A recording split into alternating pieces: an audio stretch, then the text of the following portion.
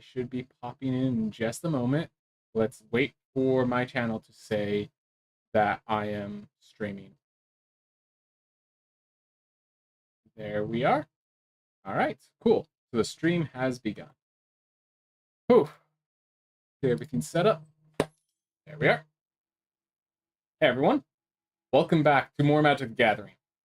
I know not everyone who comes to watch me watches for Magic the Gathering, so as always, you can turn this into an Ask Me Anything, talk about whatever you want, but I'm going to be doing more of this. I enjoy drafting Magic the Gathering. I'm sorry if watching this content isn't your cup of tea, but if I want to do content, I have to do what I enjoy. All right, we are now gold rank in Outlaws of Thunder Junction draft. Last time we did a white-green deck, or more of a white deck with a few green cards. So we've been noticing that Mercenary Aggro has been bum rushing us down. And from what I've been hearing from other people, it's actually green-black is the powerful color combination. Apparently, this format is a lot slower than I've been finding it to be. At least the people I've been watching online. They've been saying this is an extremely slow format that basically you always want to get into those late game scenarios that you're going to get there, which I just keep finding that I get bum rushed and that's how I lose my games. So, I don't know, we'll figure it out. We'll see if I'm in the wrong. I'm hoping as always, I hope I'm in the wrong because that means there's more to learn. And generally I take a more negative tone, but I'm pessimistic with the desire to be proven wrong. Basically. Alright. Well, when I am pessimistic, I always desire being proven wrong. So, at least we have that much. And we have one person who always waits the last second. Alright. Thank you, Domino Sanders. Thank you. Alright, what do we got? Gold Vein Hydra. I think that's the easy pick. Just good at every stage of the game and helps ramp us into the later stages of the game. Deep Muck Desperado is actually a wing condition. I was shocked to figure out that was the case, but it's true. Always like those lands. Fell the Mighty.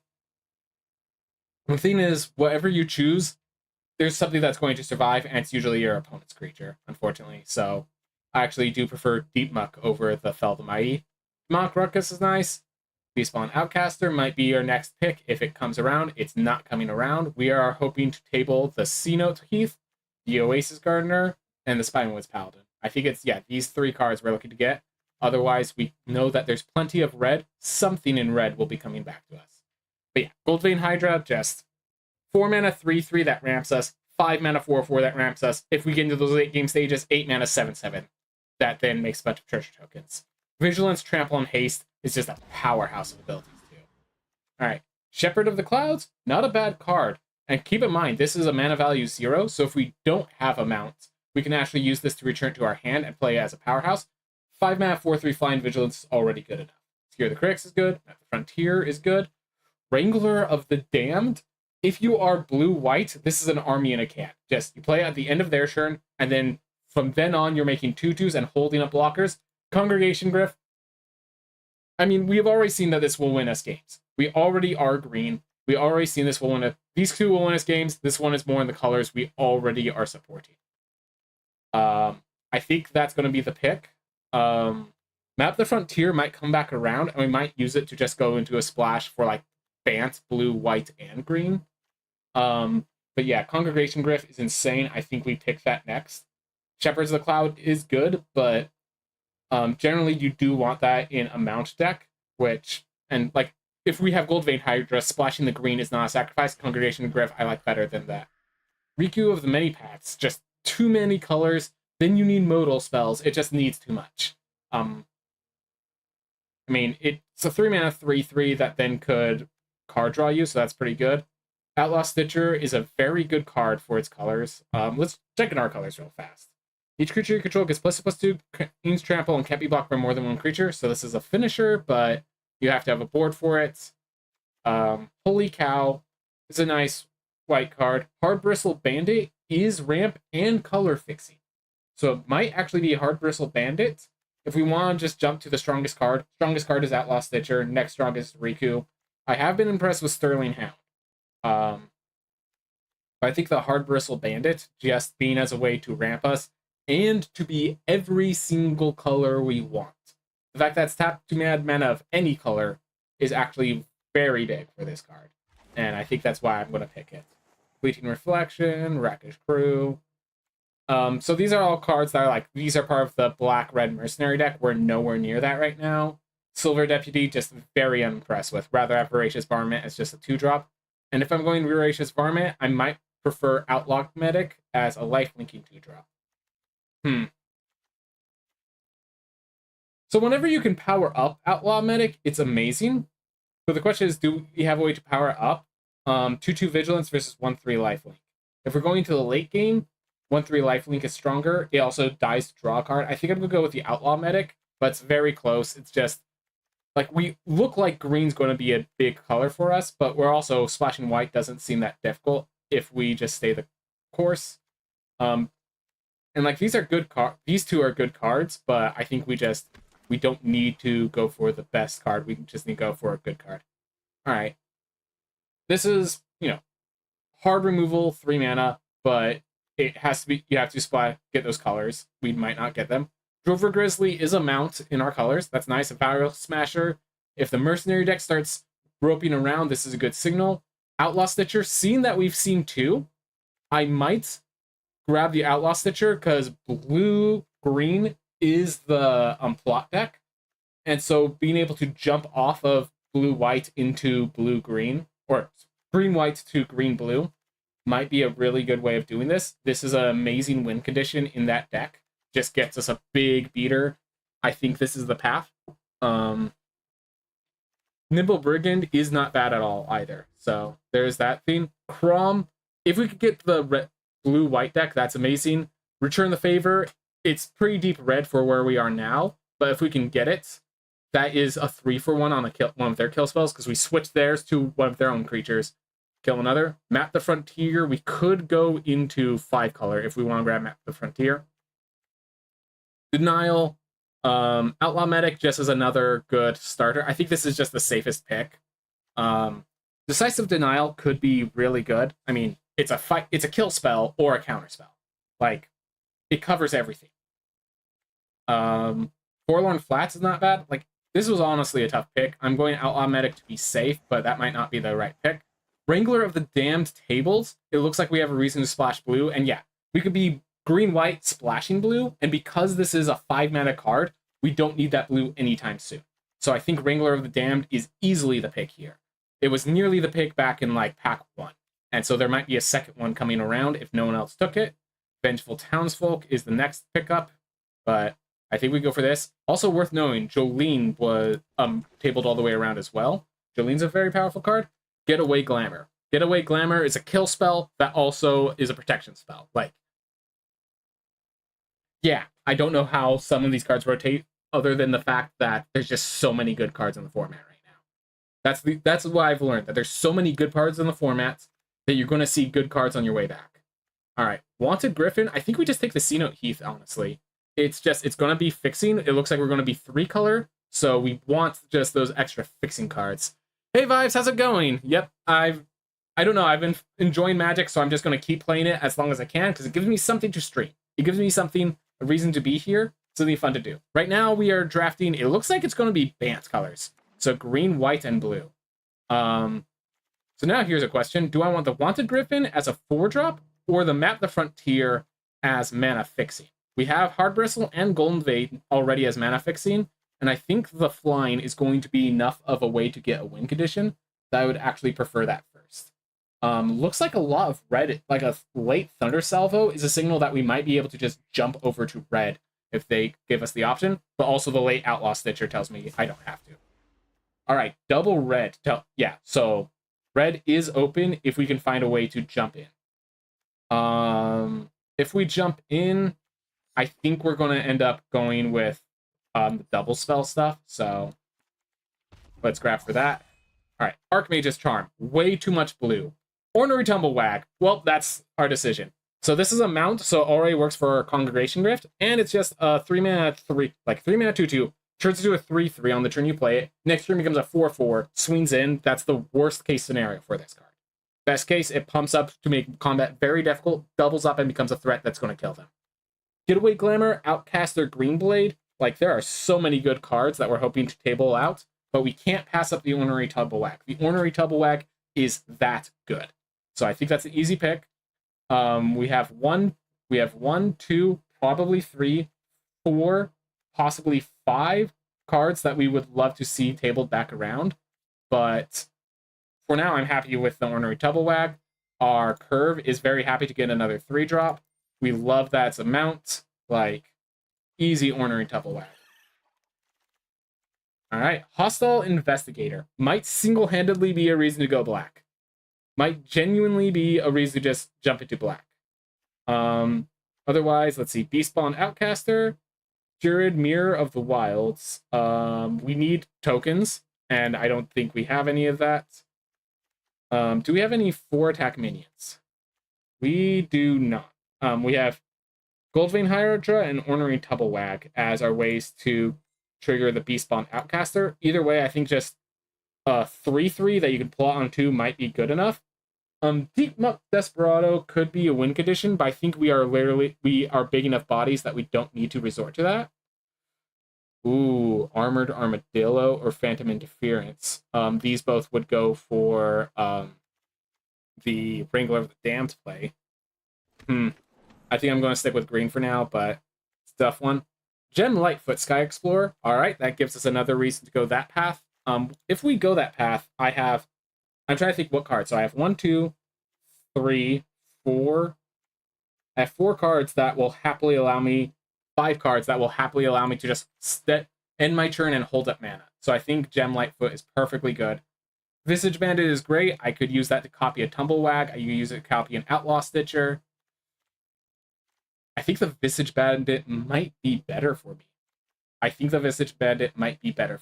Because it could also copy the Wrangler of the Damned. It could be plotted easily. We know that green is going to be a color, so green-white becomes harder to splash. Wrangler of the Damned still works because it's 5 mana. 4 mana is actually... This is a very competitive mode, yes. Once I finish this draft, I can slow down and we can talk more casually. But right now, we are in the very much... We have to focus on all of our decision points. Shepherd of the Clouds, just as I said, it brings back a permanent with 3 mana value 3 or less. In other words, our Ornery Tumblewag. So yeah, vibes, in case you're wondering, draft. Basically, the cards that I'm picking here are the only cards I have for my deck. At the end of this, I'm going to build a 40-card deck, and whatever I draft is what I get and nothing more. So like, I'm passing out this Hypothesizzle, not going to come back. Passing out this town ain't big enough, not going to come back. It might be better to grab the this town ain't too late, but maybe it'd been better to take that. And next up, Becoming makes it all the way here. Yeah, okay, so let me explain. 6 mana, every turn you draw an additional card, and then sometimes you could play a 3 creature that's also a 3/3 goal. If these games go long, this is a 6 mana draw a card each turn. Anything else isn't worth noting. The fact that Dance of the Tumbleweeds make it this far also means that my colors are probably wide open.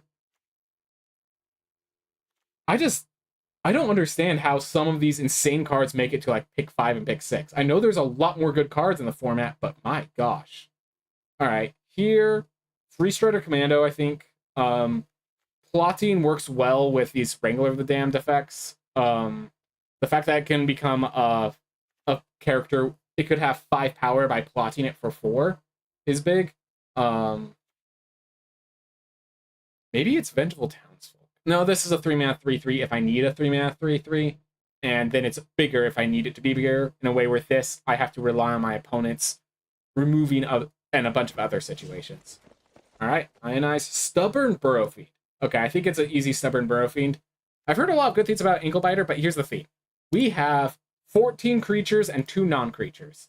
This thing, the more creatures we have in our deck, the more that mill becomes a powerhouse. The fact it's a creature, it's a mount. So it works with our Shepherd of the Clouds, it works with our Congregation Gryff. If we get Miriam or something, it works with Ornery Tumblewag. It is a good card. Yeah. And it's a 2-drop. They even mentioned that it's a 2-drop, which is exactly what we want. Looks like it looks like everything was open. I don't know what to say. I think I'll grab the Phantom Interference, honestly. Just have the counter spell available. Otherwise, it's the Bridled Bighorn, which wouldn't be bad, but I actually was about to switch to the other color because I think I was convinced. Gold Rush, you need a lot of treasure. I have 1 treasure maker. How much? All right, so we have 28% blue, 39% white. Okay, so it looks like we're white-green. It looks like white-green is going to be our colors, and we're splashing blue. So and that means it was correct to have taken the other card. Oh well, Patient Naturalist going to help us with our fixing. Just mills 3, gets you a land, and then sometimes creates a treasure. So always something good for me. Either gets you a land or gets you a treasure. Either way, it's good. C-Note Heath helps with our colors. Yeah, we're green-white, and we're splashing blue, possibly. Sterling Keykeeper, it's a 2-mana 2/2 that also has the ability to tap down threats. Beautiful. This town ain't big enough. Glad to have that. I think we are going to try to stick with blue being top end, with these cards being plot 5, plot 3, or our 4-drop. This is technically a 5-drop that can be splashed. Yeah. I think this double blue is too much. Razzle Dazzler is a fun card, but not where we're going. Force of Vigor. Stripped 2 target artifacts or enchantments. Okay, so this is that's weird. This is a constructed card, but it's in a limited set. Alright. Yeah, we're not playing that. So now that I know that we're very clearly green-white, I think this Bounding Feldar becomes a lot more promising. It's a great top end for my deck that then I can saddle it, gain a bunch of life, get a bunch of +1/+1 counters, which Ornery Tumblelag loves. Like, I think this is the card we want. Mobile Homestead and Thunder Lasso are both great, but I don't think they're making it around. I'm probably going to end up taking this Voracious Varmint. Yeah. We have plenty of creatures. We have plenty of early game, so let's get some late game to make up for it. Alright. Active Sure Shot. Holy cow. Giant Beaver. I think Giant Beaver, it's not like, oh, this card's so good. It's like, listen, it's a 4-power creature. We have a Beastpawn Outcaster that's going to draw us cards off of 4-power creatures. It's a saddle it's a mount for all the cards that work with mounts. It's good enough. It's not like fantastic. I'd love a Canyon Crab. I think we're going to be reducing our blue splash all the way down to just Wrangler of the Damned if we can. In fact, I'm going to drop that. I'm going to drop that. And I think I'm going to drop the Visage Bandit, perhaps? Ooh, okay. Botanical Septum makes the splash more viable. Do I need the Armored Armadillo? I already have I have 2 Outlaw Medics, a Sterling, 1, 2, 3. They're going to put that here for now. 1, 2, 3, 4, 5 2-drops already. This just makes my splash even easier. It's actually worse than just having a green-blue desert, I think. But I think we just pick it. It makes our splash of Wrangler of the Damned and these Outlaw Stitches and stuff so much easier. And, like, what am I going to do? Otherwise, it's the Armored Armadillo. I only have place for, like, maybe 2 or 3 more playables.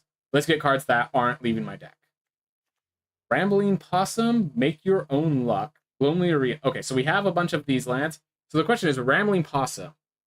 Return any number of creatures that sell it to its owner's hand. Is there anything that would like the double battle cry trigger? Beastpawn Outcaster would like it.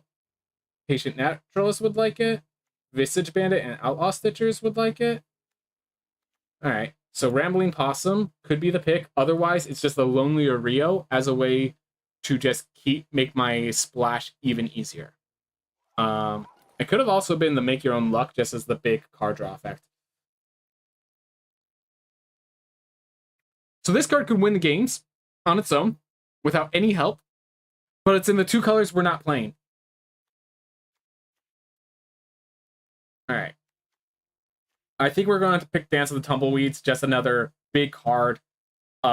Searches for a basic landed desert, so it helps us fix, and then it becomes a 7/7 usually. So yeah, we're going to pick the Dance of the Tumbleweeds. But man, passing that Laughing Jasper Flint, pick 5. It's like pick 5, you just, surprise, here's the powerhouse you should have been going for the entire game. Alright. So I've been impressed. If slow is the way to do this, Red Rock Signal is slow and actually powerful. They built to sacrifice lands to get more treasures, and then just a 2/4 defender. The fact that this is card draw on a stick, that's a blocker early game and then a card draw late game is actually huge. Otherwise, it's a Sterling Keykeeper, which if we needed more 2-drops, that would definitely have been the play. Bucolic Ranch, this was an amazing card when I got my last mount deck. This literally 4 mana, loot 4 mounts is fantastic. And then, yeah, it's also fixing for my mounts. So it's basically a green-white land for half my deck. Yeah. Easy Bucolic Ranch. Endless Detour. I don't think that's actually good enough. Kellen joins up. Again, don't have any legendaries, I don't think. So I think it's a Patient Naturalist here. Wanted Griffin could be nice. How many flyers do I have? 1, 2, 3. All right. We're not going to be the flyer deck, but this Patient Naturalist giving us more lands is good. Probably should have picked the second Sterling Keykeeper then. Thunder Lasso or Bridal Bighorn. I think I have enough mounts. I believe I have enough mounts. Thunder Lasso pumping a creature up and making my attacks safer is honestly, I think, where I want to be. I just find that equipments are a little more useful than you'd expect because when the games go long, it's power for each card you get. So, all right. I'm just going to shove this Sure Shot into my sideboard in case I want to go green-red. I doubt it. Armored Armadillo. I have seen this card see play. It's great, honestly. Stage Ghost Security. I don't think that's for our deck, but it's the only playable here, really. Armored Armadillo. Probably not 2, but here go in my deck. And we got the Sterling Keykeeper on the table as the last card. And we wanted the 2-drop. That's lucky us. That is lucky us. But now we have a bunch of cards to cut. So the question is, do we cut the blue cards? If we cut the blue cards, we don't have to splash. But like every blue card here, Outlaw Stitcher is an army in a can. Visage Bandit is, well, another Outlaw Stitcher, which is an army in a can. Wrangler of the Damned is just, all right, play Wrangler of the Damned, pass the turn, Armored Armadillo. It's a powerhouse. Like, I think I'll cut the Visage Bandit because, like, it doesn't work synergizing with Goldvein Hydra, with Shepherd. Like, basically, the Visage Bandit needs something else to work in a way that the others don't. So I think this 3 splash is fine. We need to cut down 4 more cards. I think Red Rock Signal, while I've seen it be good, is we are overboard on 3 drops. We have 4 non-creatures, so we have plenty of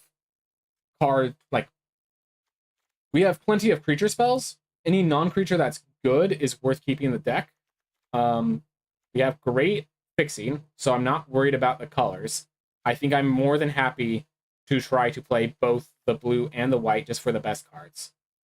I think, yeah, this one Griffin is probably pulled out. I'm looking at these little rankings in the corner. I'm looking for anything that's below 2.5. And right now, the only card I saw was Dance of the Tumbleweeds, which, let's see, it's fixing, but it's 3 mana fixing, it's 6 mana powerhouse. So, like, if we treat Dance of the Tumbleweeds as a card I play always to double spell it, I could play Goldvein Hydra instead. Yeah, okay. So I respect it in that decision there. We are a slower deck, so I actually am happy with the 17 lands that naturally gives us. Usually in best of 1, because of the hand smoother, you want to go 16 lands because that will always give you a slightly better hand anyways. And so you just want to have that one little piece of churning through. 3-star Commando, I am actually going to pull out. I just don't think it's where I want to be. Basically, it's a 4-mana 5/5, but if I want to pay 4 mana, I already have some good 4-mana plays. If it's a 3-mana 3/3, I'd rather play Patient Naturalist or something. Outcaster. I think I'd playing Outcaster, even though there's so few cards that, yeah, there's 1, 2, 3 creatures with 4 power. But then I also have Thunder Lasso that can make my Wanted Griffin or something more powerful. The Goldvein Hydra could just become massive. Yeah. I think that's fine. What do I take out? Do I take out the Armored Armadillo? 1, 2, 3, 4, 5, 6 early game plays. Plus 2 cards to ramp me. Nexus of Becoming, yeah. I think I'm getting rid of the Armored Armadillo. Either that, or it's the Outlaw Stitcher or Wanted Griffin. I think, yeah, I think it's the Wanted Griffin. I have enough late game. I don't. The Wanted Griffin is just a 4-mana. It's a 3/2 flyer. It's a good card. It's good enough of a card. But like, I just have better things to be doing. I think I just have better things to be doing. I'm gonna just really quick. So there's one card with plot. I think I might just take out Outlaw Stitcher and put in a Visage Bandit in its place, just because plotting for 5 is quite a lot. The difference of plotting for 3, I think, is significant enough. We're not really playing plotting enough cards to make. We're not plotting very many cards. Let me just really quickly, like, do this.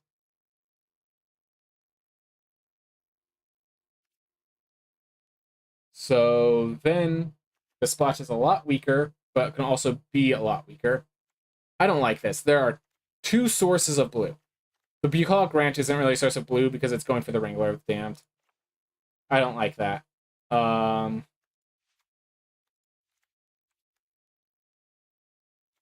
think we'll try this, and if we find that the blue splash isn't working or that we're constantly playing cards, we'll switch out the Outlaw Stitcher and the Wrangler for the Armored Armadillos and the Wanted Griffin, and I think we'll still be perfectly fine with our deck.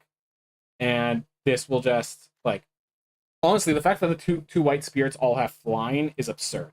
Actually, hold up. We have 1 instant.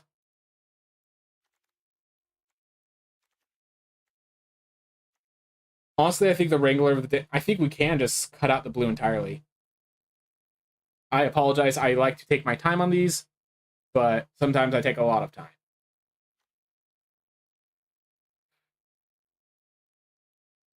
All right. I think I have it. I think just this Wrangler of the Damned won't be seeing enough interaction. Nexus of Becoming gives us late game card draw anyways. And so we already have powerful enough late game, and just gain rid of the blue so that we can focus on the other things we can do, I think will carry us to the end. Armored Armadillos, just as a way to survive. Like, we have enough to survive the early game. We have 1, 2, 3, 4, 5, 6, 7, 8 early game drops. Late game, Nexus of Becoming, Goldvein Hydra, Bounding Felidar, all great. And what are you doing here? All right, you were not supposed to be in here. That's fine. So now we have another Free Star Commando, which if we treat it as a 4-drop because of the plot, you generally want to play as a plot that just turn 3 if you don't have anything. All right. So yeah, we have 3 major. We have basically, we treat this as a top end. We have 1, 2, 3, 4 major top end cards. Yeah. I think we don't need the Wrangler of the Damned. I think just going 2-color empowers our deck significantly. We have 6 mounts for the Bucolic Ranch. That's awesome. Yeah, I think that's good enough. One thing we're missing out is card draw, but Nexus is card draw. Yeah, as I said, there's 4 top ends that, yeah. I think we're good. Then again, do we want to go back to 16 lands? That's genuinely a question. If I do 16, what am I putting in? A Dance of the Tumbleweeds? Nah. So the reason I'm not doing Dance of the Tumbleweeds is it's basically return. It's 6 mana, create a 7/7, and ramp a land. Ramping a land at 7 is not worthwhile. Ramping a land at 3 is generally not what I want to be doing. If I do, I want the Patient Naturalist instead. And so, and like, if I want that huge 7s drop, Goldvein Hydra is that, Nexus of Becoming is that, Bounding Felidar is that. So this is just taking the same slot as these 3, and these 3 already do the job better. All right, this is my deck. So I'm missing out on removal spells. I am missing out on card draw spells. But the idea is I sit on the board, they cannot get through me, and I blow them out of the water eventually. All right. Let's go for it. Let's see how we're doing. All white. Normally, I'd say that's a... Your opponent has taken one mulligan. So I could go Armored into Outlaw. If I draw any green, I then go into Griff. Griff is insane. And then on turn 4, I go into Pump Armadillo. Because I have a 1-2-3 curve, I'm taking it. This might be a mulligan. My reason I'm keeping it is simply because my opponent's already down a card. I could take advantage of that. Yeah. So I will say you don't need this much knowledge, but having the knowledge you can leverage as a weapon. So that is precisely what I do. I leverage my knowledge as a weapon. You do not have to be as good at draft as I am. So the reason I love Magic the Gathering is it's, you know, it has so much depth. There's always more you can be doing. And I love that. Like, it means that because there's always more I could be doing, there's always some way to improve and get better. And yeah, so I am on the side of focusing on knowledge. I will state, drawing no green mana and all green cards definitely hurts. I'm not sure if you can see these taps, but I have a 43% chance to draw land every time I draw a card right now. And I think most of my cards are green anyways. Like, I have more green lands than white lands. All right, so they just bounced my Outlaw Medic. All right, so this is an interesting play. If I attack with Armored Armadillo, they will block with both and kill it, and I will kill their Irascible Wolverine. I think it's just better I play the Outlaw Medic. But yeah, I now have... So I want to be clear. I play this hand expecting me to draw green, saying that of my lands, there are 7 forests still in my deck. I have a 31% chance to draw a land that will unlock my mana base. All right, so they're planning to double spell next turn. I think... All right, what is the best way to take this turn? So I could Gold Vein Hydra, just attack with a 4/4 Vigilance Haste. I could Rambling Possum and just get myself a 3/3. I can Ornery Tubblewag, turn this to 2/4. Ooh. I kind of like that. I think, yeah, play the threat that they have to deal with right now. And then I'm going to pump up my Outlaw Medic, I think. So they only have a red mana. So if I pump up my Outlaw Medic and then attack, do I play Magic during no stream time or do I take a break? Sometimes I take... So I sometimes do this... I watch podcasts while playing Magic in the background. There's these things called starter deck duels, which are super chill. And I'll do it during there.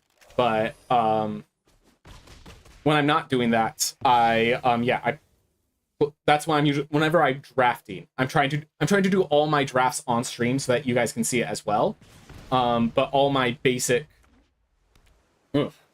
But yeah, when I'm drafting, I'm doing it here. When I'm doing a more relaxing, hey, I'm just trying to finish my achievements, I'm doing it off stream. I'm looking at cards off stream. It's not really fun to watch me just like pick a card, spend 30 minutes pressing buttons like, that looks good. I'm not sure how it feels with that. How it feels like that. When you could be, watching some... I feel like there's something far more interesting you could be watching. And so I don't stream that. But otherwise, yeah, I'm trying to make all my drafts on stream. All right, Patient Naturalist. Get myself a forest, please. Thank you. All right. So now they have an Iron Fist Pulverizer. So I think what I'm going to do is I'm going to play Congregation Griff. My plan is I'm going to pump up the Congregation Griff, and eventually I'm going to ride this Griff over my opponent, and it's going to just, with 2 mounts already in play, next I can play Bounding Felidar, or I can play Rambling Possum. This is for each mount you control. I have a mount here, I have a mount here, and I have 2 mounts in my hand, so this is going to become a massive card. So, like, next turn, this thing's going to be attacking for 6, I think, and it has lifelink. All right. They are holding up a kill spell for Congregation Griff. I'm just telling you right now, they're holding up a kill spell. Because of that, I'm not sure if I want to keep committing to it, or if I want to find an in-between. So I think try to find a good middle ground. So one, we want the Rambling Possum to develop. So we do that.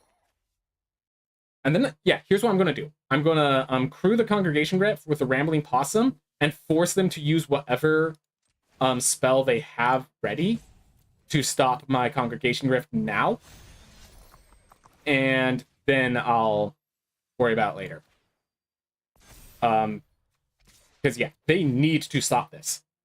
This is a 6/9 flyer, so it has, like, it has lifelink. All right, so I gained a ton of life, and they did nothing. Do I just end the turn? I think I just end the turn. Let's see. If I play this, they'll counterspell. But if they counterspell, then they're not doing anything else with their turn. Yeah, we'll play the Stubborn Burrow Fiend. There's already 3 creatures in my graveyard. It's now an additional threat if they deal with my Congregation Griff.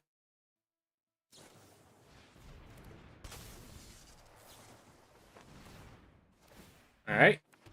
They're trying to deal a lot of damage, but this thing has lifelink. Oh, oops, they could have played Skullcrack, stopped me from gaining life. That was their mistake. Got it. I think things like that, just little mistakes add up over time. Put simply. Alright, they plotted, and they have no cards in hand, just the Outlaw Stitcher. So they can make a big old Pulverizer, but if they attack with that, they're getting blown out on the backswing. I think I take it. Let's see. Crew this. Attack with these guys. Yeah, I am more than happy to take this. Deal me my 6, buddy. Alright. Goldfane for 5. If I want it. So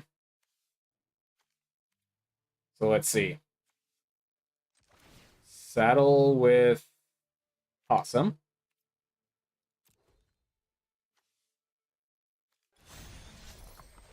Saddle with Patient Naturalist.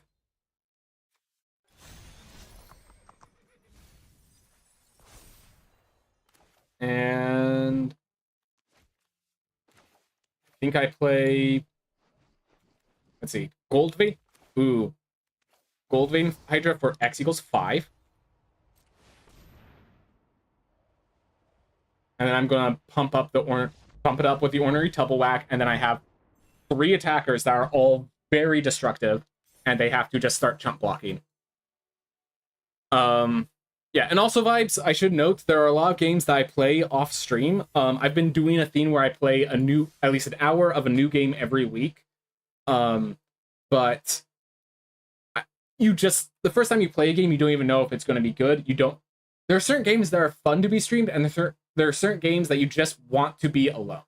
And when I play a new game, I have no idea which kind of game that is, so I do not stream any of the new games I play. And I do not stream any games that's just me watching a podcast and just winning quests. So, yeah, I do. I'm trying to think.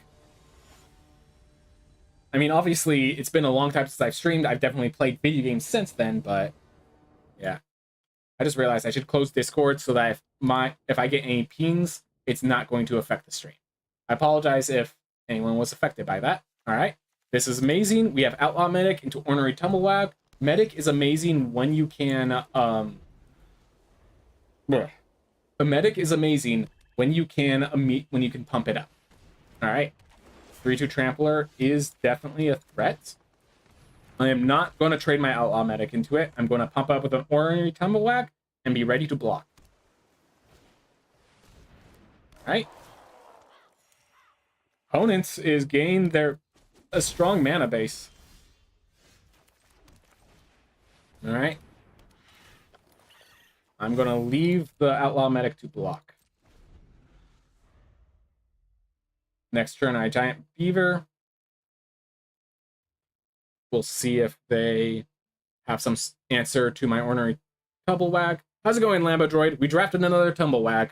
So, hopefully when we get it, it's an easy win. So even if they kill this, I play Giant Beaver next turn and then Shepherd of the Clouds to get my Tumblewag back.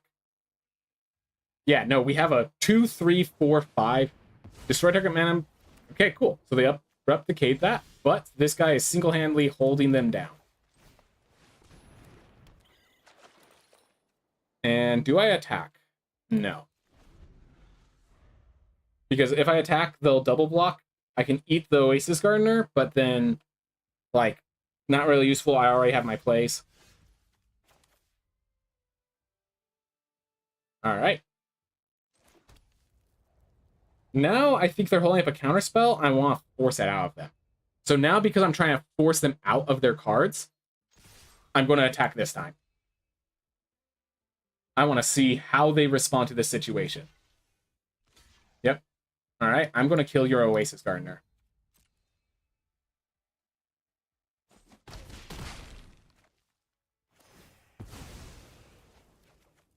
All right. So now here's the interesting question. Do I go for patient? Do I play around their counterspell? That is basically what's going through my head right now. I think the answer is I've played this far.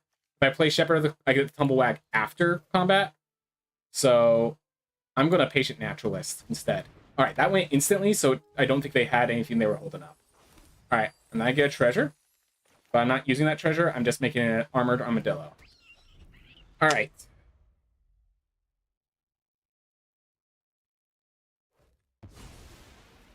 So they spent their mana to plot a Rise of the Varmints. And now we start planning the blowout. Ornery Tumblewag, which goes straight into play. Going to use this, crewing with Shepherd of the Clouds. And then, yeah, I think just make the Giant Beaver even more of a threat. And people just give up that quickly. Yep, no, I get it. I get it. You get those powerhouse churns, and it's like, what am I supposed to do? What am I supposed to do? So, yeah. And this is why I put the Giant Beaver in the deck. 4 mana, 4/4 Vigilance. Good enough. It's more than good enough. My opponent just didn't, like, they double blocked their Oasis Gardener, and then they just didn't have plays.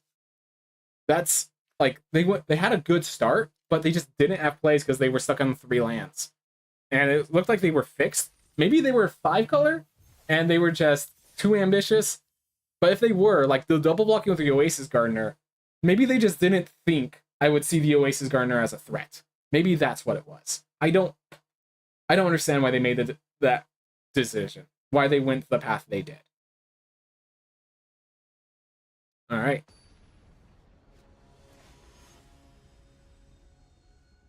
Way we keep moving against the Benign Sheep. All right. Yeah, this Outlaw Medic turn 2 has been fantastic. Honestly, I might just Thunder Lasso it up just to give the Medic, if you give it any +1/+1 counters, any way of buffing its power, I mean, it's going to gain you so much life on the way back. And then, yeah, I could plot the Beastpawn Outcaster for a powerhouse turn, or I could just, play Thunder Lasso, then Giant Beaver, then Beastpawn, crew it. Like, I don't need to plot this card. All right. Or I could play Sea-Note Heath and plot the Beastpawn Outcaster. I think the Thunder Lasso is just good enough that I just use it anyways. I think I'll use the Sea-Note Heath on a future turn. This puts them in a weird spot. They have to continually commit crimes to make this unimportant vigilante anything more than a 2/2. Alright, well, they did this turn. They are playing Naya colors. They're probably focused red, splashing white, and some other stuff. Alright. Giant Beaver. Keep attacking. I am winning. So here's the thing. Because I have lifelink, I am effectively winning this race. Like, we are 16-18. I am winning this race. Even though my opponent is the one with the Omen Port Vigil, the one with double strike and stuff like that. All right, next step. Despawn Outcaster. We're going to play it as a 3-drop. See what I draw. All right. Can't play it this turn, but that's fine. This is where Saddle becomes huge, because now I'm just like gain all the tempo. And then I attack with both. I'm going to tap their Omen Port Vigilante, say you have to block with your flyer. Because I'm more scared of the flyer than this 3/3 that they need to keep committing crimes against. Alright.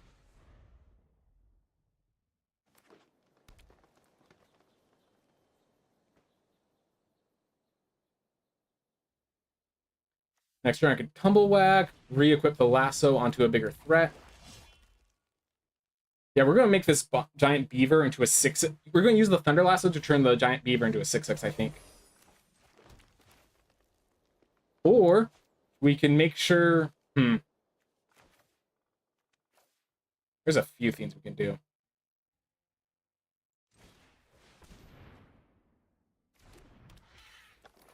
Alright. We want to saddle the giant beaver.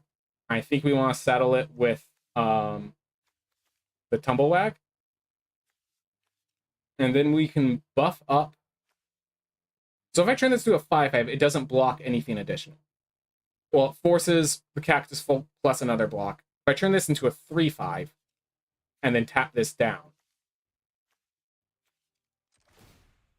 I think that's the play.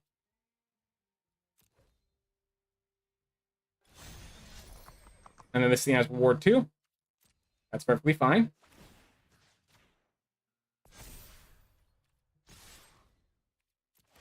All right, let's tap the Sure Shot. I'll pay the ward.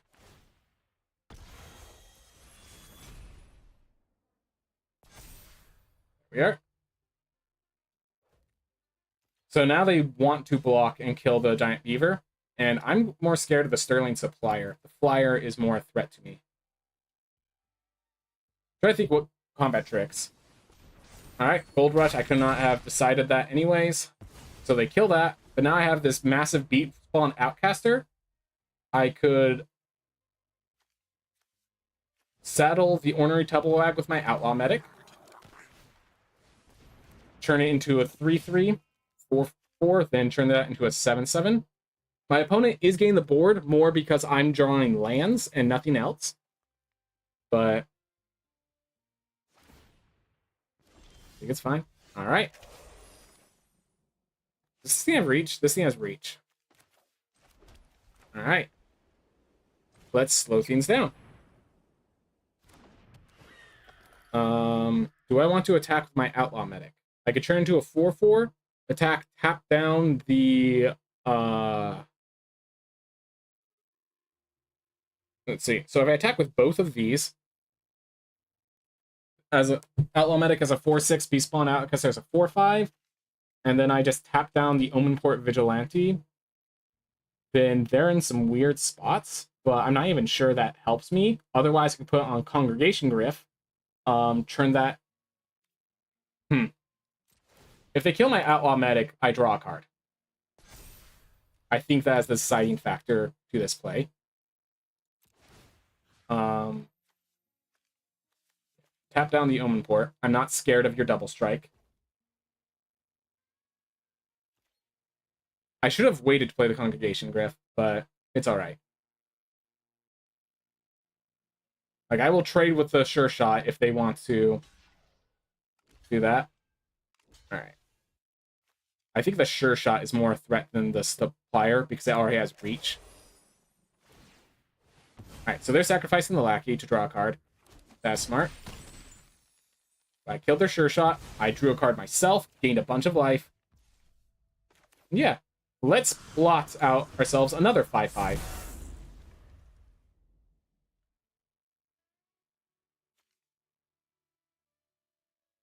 Ooh, and here's a fun little play. I can equip the lasso on Ornery Tumblewag to give it enough power to saddle the Congregation Griff, and then put the Thunder Lasso back on the Congregation Griff to stop their only blocker, to tap down their only blocker, and then I attack with a 5/5 and a it'd be a 2, 3, 4, 4 power flyer.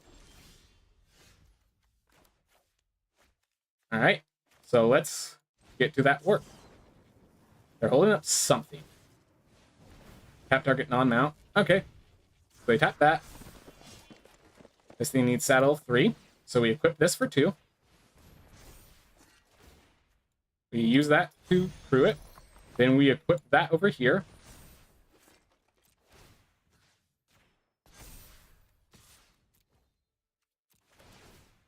Then we tap down their Sterling so they can't block as they take 5 damage to the dome, all life linking.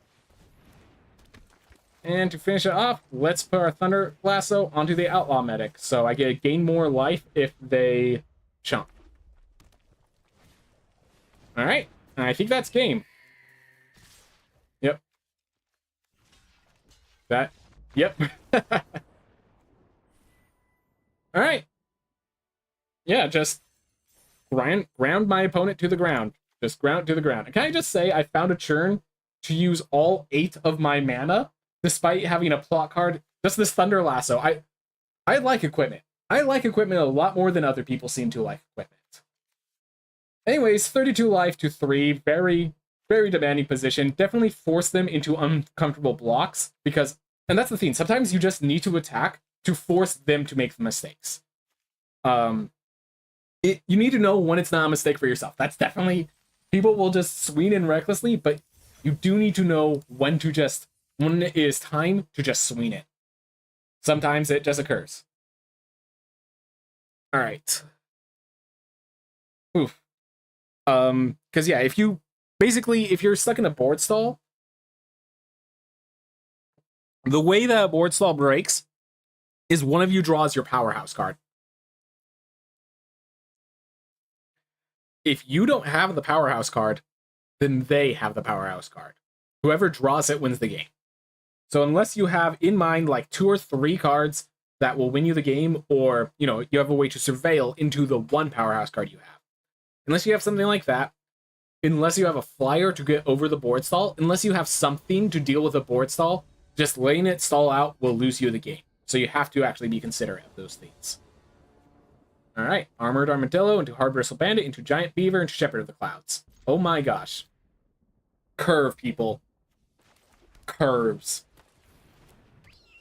Armored Armadillo is not a very good card, but what happens is it just, when you're facing the aggro matchup, it blocks, and then when you're facing the control matchup, it eventually, you get to that board stall, and then you just pump it twice, and it's 8 power for a card you played on turn 1. Even if you just use it as a turn 1 blocker and a turn 12 fireball, like that's huge. All right. No. All right. Let me rephrase that. It's red, no other color. I'm going to play Giant Beaver while I can. Next turn, I think I'm just going to play Stubborn Burrow Fiend. Saddle it with the Burrow Fiend to turn this into to just make the Burrow Fiend bigger, and turn the Burrow Fiend into my next threat after the Giant Beaver. Alternatively, I could attack with the Giant Beaver and the Armored Armadillo. My opponent is getting desperate. What is the most damage output over the long term? I almost want to play the Shepherd of the Clouds just to apply pressure. I kind of want to attack with all just to apply pressure. Just playing a 2-mana 1/1 is so low value. I want to just be able to abuse this more than I currently am.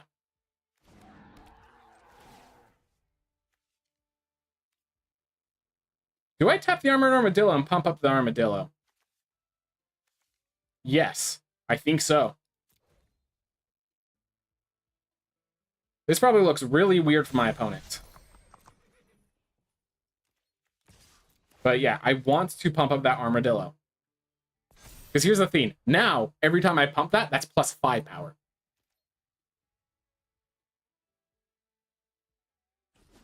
And now I have 3 cards that they want to... Ooh. And then I can use this to mill myself some cards. allow my Shepherd of the Clouds to get some value while making sure next time I saddle it, it becomes more power because there's more creatures in my graveyard. Humble Wags in my graveyard. I now have a perfect Shepherd of the Clouds target.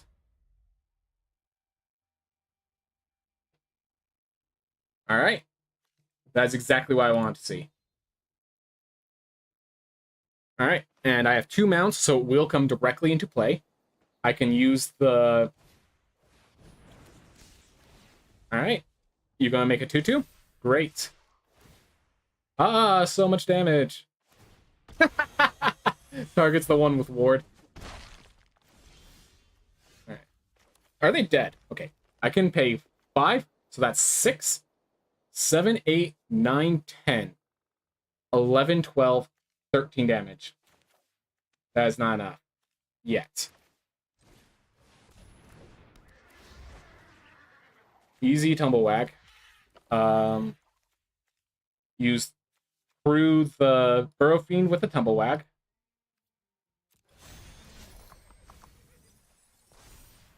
Through the Beaver with the Shepherd. And I think... Yeah, I think just the Shepherd.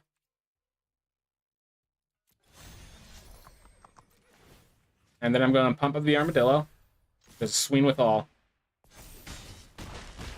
Alright. Well, opponent, you have 1 more turn.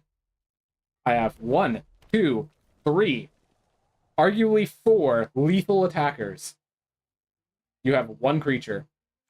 And the board clear costs triple white. So that's not what you have.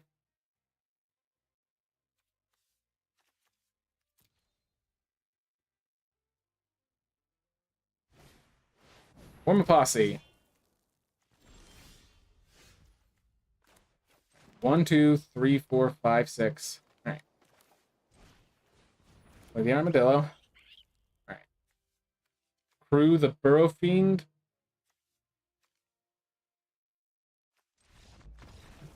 I think, yeah, we just attack with the Angel and basically everything we can. And we kill him. Yep. Turns out when you don't have early, and that's why the Armored Armadillo is so potent, because it's an early game play. They had no early game. They couldn't respond. I think what happened was they were a base green deck or a base white deck or something like that, and they just were drawing all red mana symbols. Yeah, they played 2 white cards. They were a base white deck, and they didn't draw the planes fast enough.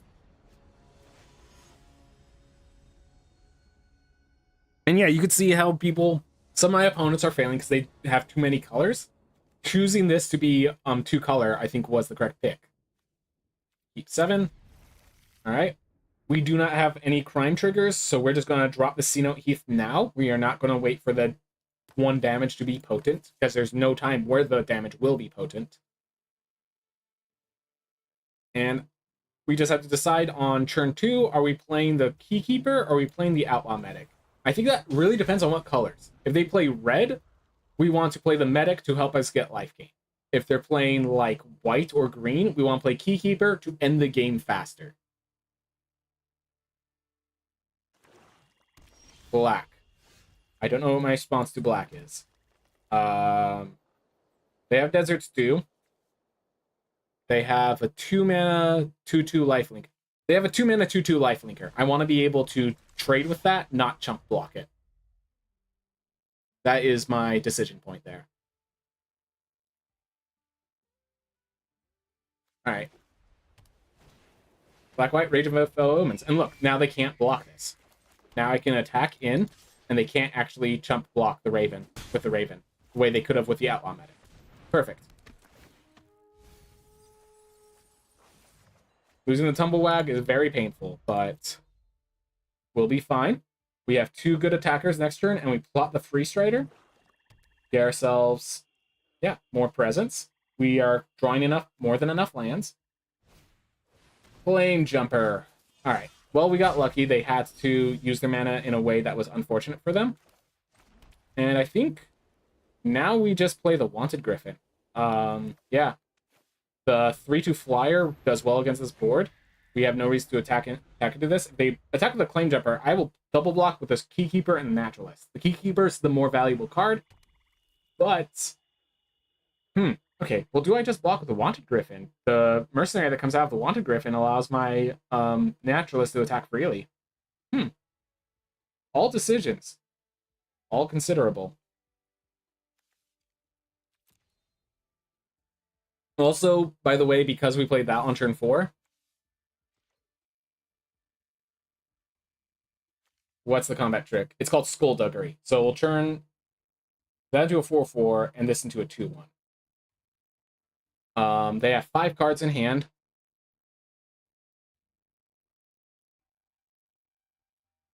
You know, I actually think this is the best play. They have a combat trick. What do they think is the threat? And now, whatever combat trick they use, they still die in the process. The only one I can think of that doesn't kill them is the not dead after all effect. But if you were playing that effect, you wouldn't have played a land. You have attacked and then played a land. You would not have just played a land and attacked.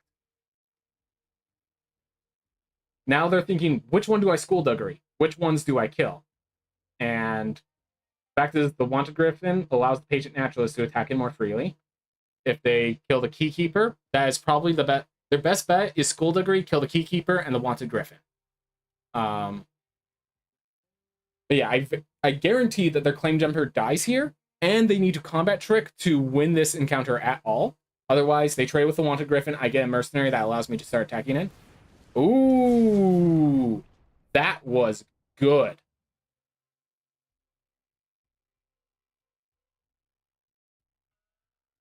I am glad I triple blocked. Oh wait, if they Skullduggery, do they survive? If they Skullduggery as well, they survive. All right, they left the Keykeeper around. I think that was a mistake. All right, let's make you Swole, and let's swing in.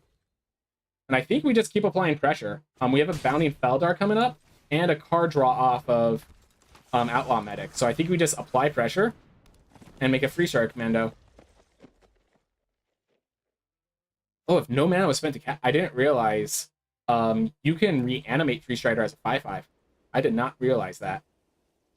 Anyways, I just think that 3/3 is enough of a threat right now that I don't need to plot it out and start doing it. I think I just need to apply pressure. All right, you're threatening a board clear. That is not a board clear. It is a good creature, but it's not a board clear. All right, so I can Keykeeper, tap that down, pump this up, start swinging in. Or I could just pump this up, swing in for 4, and play the Bounding Feldar.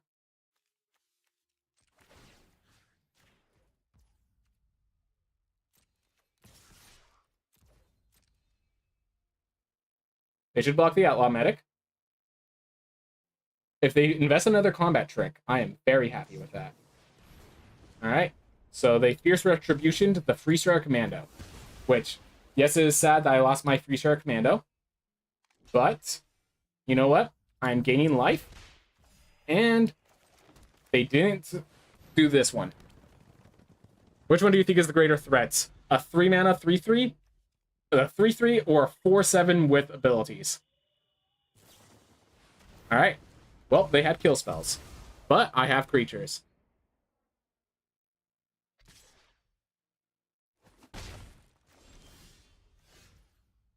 Alright, I think I pump this up, attack, and kind of threaten if you want to trade. Then I'm going to just hold up the Sterling Keykeeper to tap it down. Like, listen, I'm still at 17 health with this. If they kill my medic, I draw a card. Yeah, basically, that is correct. Nothing, very little between Yu-Gi-Oh! And MTG actually translates. Which one do I want? So I can't hold up both and the Keykeeper.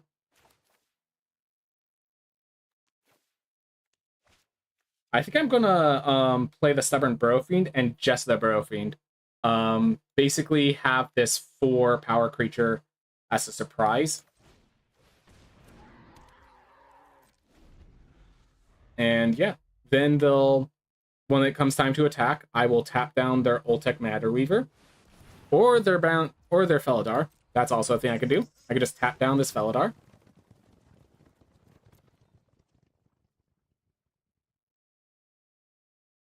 Pump this up, crew the Stubborn Burrow Fiend. This thing has 6, so it comes in as an 8/8. Awesome. See if they'll attack with both. Nope. Alright. And as they end their turn... Oh, non-mount creature. Alright. Well, we're tapping down the gnome so they can't block with it.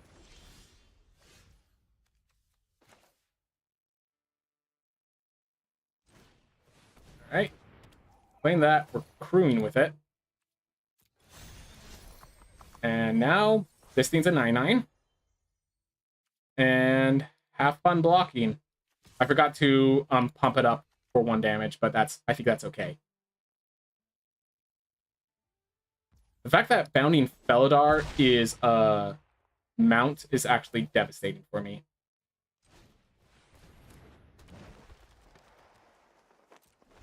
Yeah, that Bounding Felidar is probably going to beat me just on the fact that it is a mount. The fact that they can gain life with it, yeah. That they're getting more 1/1 gnomes. They're building an army. I just milled over my flyer. Like, I think that's what's going to win them the game.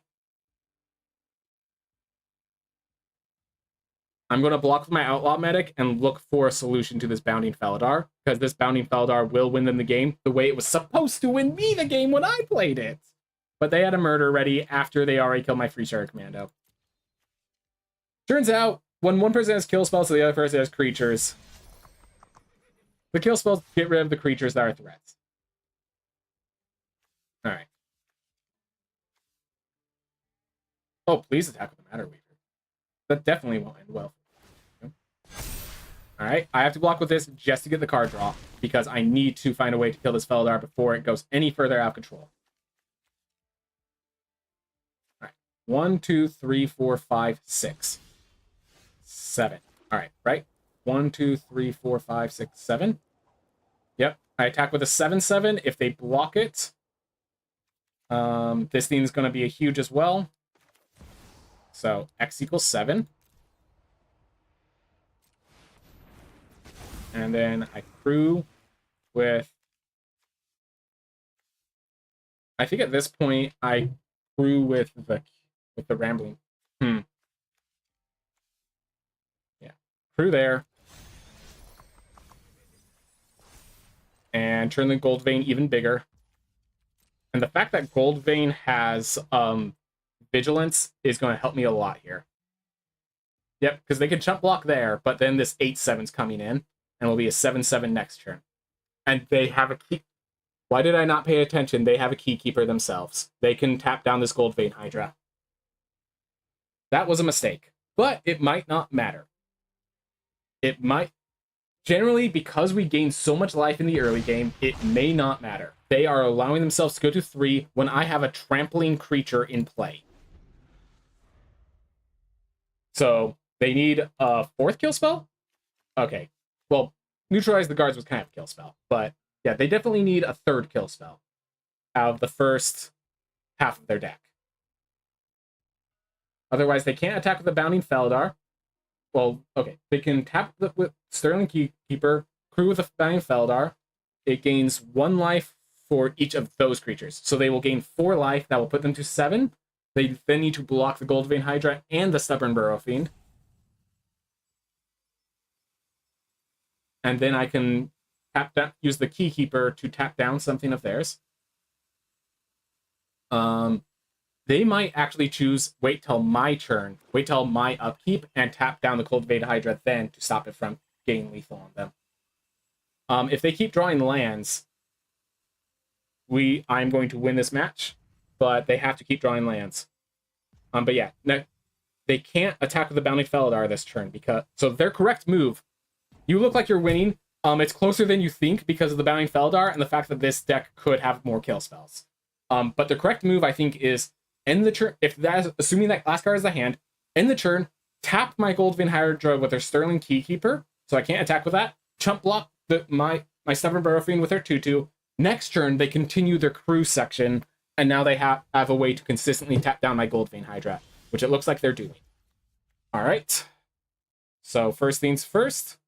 I don't want to commit too much to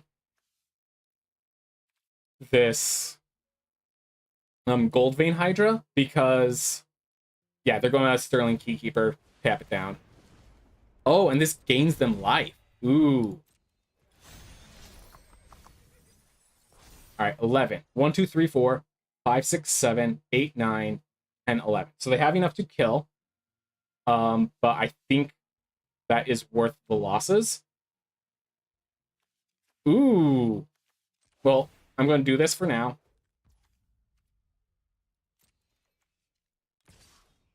We're going to do that.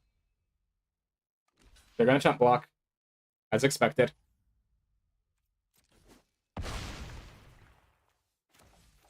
I'm going to end the turn there, and so what's going to happen is now I'm going to tap down their Sterling Keykeeper so they can't block the Goldvein Hydra with it properly. All these chump blockers is pretty bad for me, but I'm at 16 health. That is a significant amount. This Bucolic Ranch is going to allow me to basically scry to a playable card. My 5-mana 4/3 flyer, that will get me... Okay. I have a win condition in my deck. There is a 5-mana 4/3 flyer that when it comes to play, how do I explain? I get a 3-drop back from my graveyard into play. I have in my graveyard the Congregation Gryph as well as the Ornery Tubblewag. So I have multiple targets. My opponent is running out of time. They have one card. I am convinced that one card is a land. They did not crew with their Bounding Felidar. And now I tap their Sterling Keykeeper, so they cannot tap my... Alright,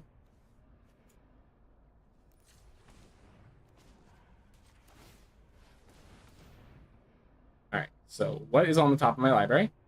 We're going to put that on the bottom of my library. 1, 2, 3, 4. 1, 2, 3, 4. Awesome. And now I'm tapping down their Sterling Keykeeper. They're committing a crime. And then I'm going to, yep, tap the Bucolic Ranch, look for... There we are. Not what I was looking for, but another threat, and that's always appreciated. So, next up, I think I pump the Goldvein Hydra, tap down, what do I want to tap down? So now they don't really have the response that they want. Oh, main phase. Apologies. All right. So I think I continue to using the Rambling Possum to... Okay, 1, 2... Yeah. I continue crowing with the Rambling Possum. Alright, they have... I saw no triggers, so we definitely have the space. Gonna pump there. And then I'm trying to think. Okay, 1, 2, 3, 4, 5, 6. Alright. So if I tap down their Ultec Matter Weaver, well, I want them to block their Ultec Matter. Alright, if I tap down their Link Breaker, definitely they're in a tough spot, but they have plenty of ways out of this. I'm definitely starting to mill myself at this point.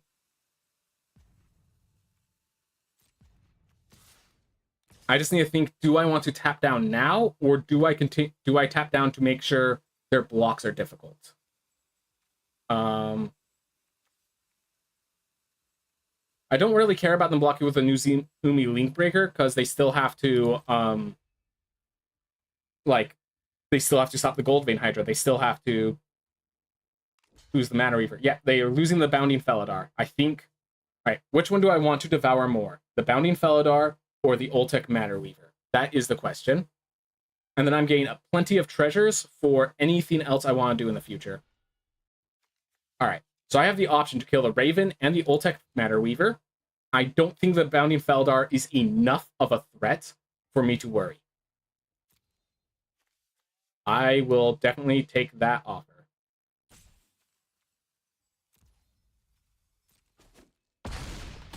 All right. Kill. Their only source of damage now is said Bounding Feldar. We have 8 treasures. I'm not worried about the Sterling Keykeeper anymore, I don't think. Yeah, they can't tap down the Burrow Fiend. Rambling Possum can now start getting in. I have plenty of mana for anything I want to do. For literally anything except this turn. For anything on future turns. Let's use that phrase. 4, 5, 6, 7, 8 damage.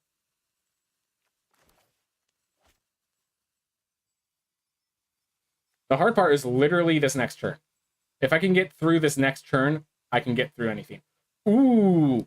Stop on opponent's upkeep. And on mine. End turn. Immediately tap this for white. And tap their Keykeeper now. So the Keykeeper, with the Keykeeper tap, they have to use their 1/1s to crew the Bounding Feldar, which means that the Bounding Feld, if they attack with their Bounding Feldar, they have no blockers. There, that's the play. So now they can't attack, they can't attack with their Bounding Feldar at all. And I have more than enough mana for anything I want to do. They have sacrifice, the way they're looking at it, they have sacrifice a creature, kill a creature. Okay, so they take out my Stubborn Burrow Fiend. That's perfectly fine.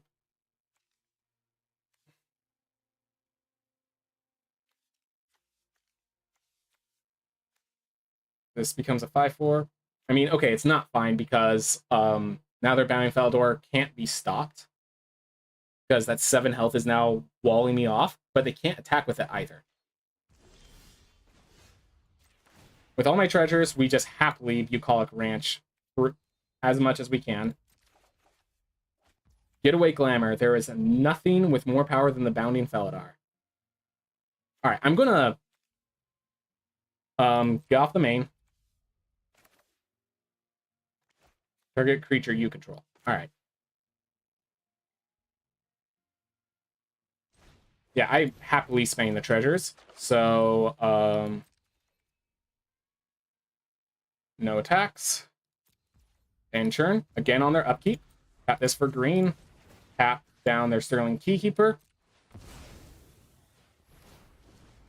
Awesome. They can't tap down the Giant Beaver.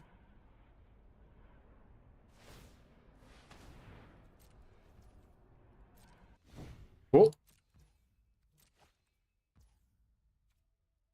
Give them their turn. All right, so we had to do a lot of triggers because we need to make sure we do this properly. So now they're going to try to kill my Giant Beaver with another card.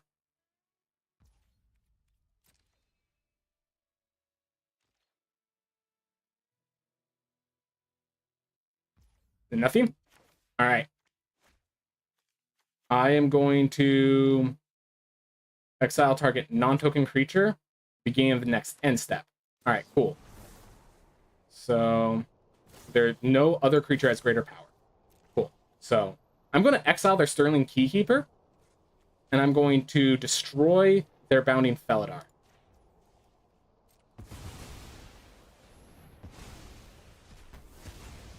And that should be game.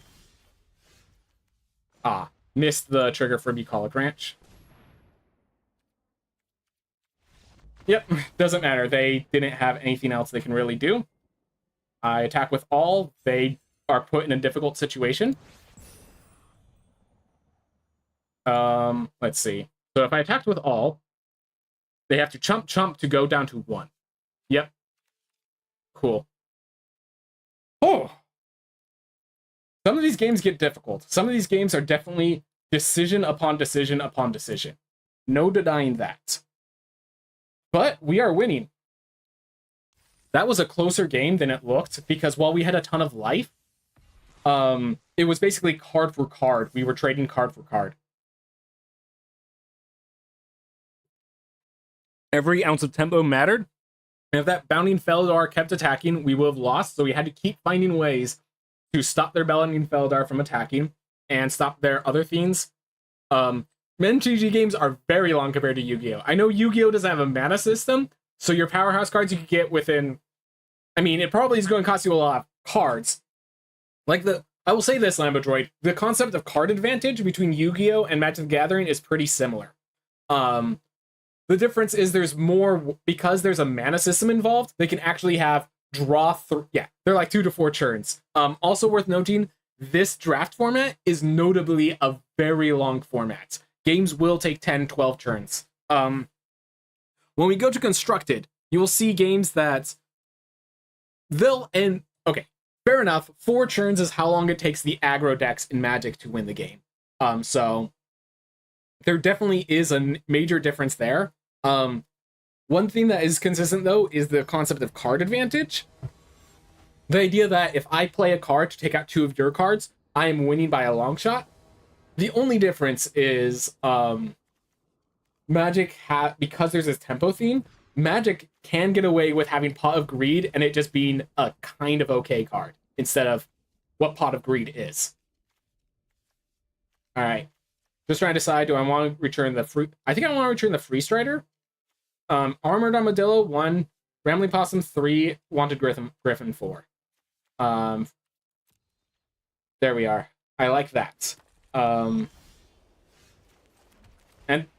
so if they were aggressive, I would have regretted. Yeah, and like, look at this. Here's a 3-1. I'm very happy I have a 0-4 to stop that. I'm gonna plot this. I can't make a 3-power creature anytime soon, or I can't draw a card anytime soon, but something. All right, so here what they're doing is they're crewing, because when they attack while crewed, they scry 1, but there is no combat tricks that cost 0 mana. So we happily block, so we don't need to take this damage. Thank you, Armored Armadillo. You prevented us from taking damage. All right. So we're going to play the Rambling Possum, but we're going to leave the Beast Bond Outcaster in the side over here, because it's when I control a creature with power 4 gray, I draw a card. So I'm going to crew with the Rambling Possum, make it into a 4/5, attack, and then play the Beast Bond Outcaster, and then things start getting fun. Then what happens is I could play the Beast Bond, crew it with a Rambling Possum. When I crew it, I bounce it, and then I can replay it and draw another card. All right. So here's the thing. This is always their first striking just to scry 1 and draw a card. I will be blocking with Armored Armadillo every time. If they have a combat trick to kill my Armored Armadillo, that's still 1-for-1. I paid a 1-mana card. I saved myself 6 damage. They had to spend another a card on it as well. So we both spent 1 mana, because let's say it's quick draw, +1/+1, and first strike.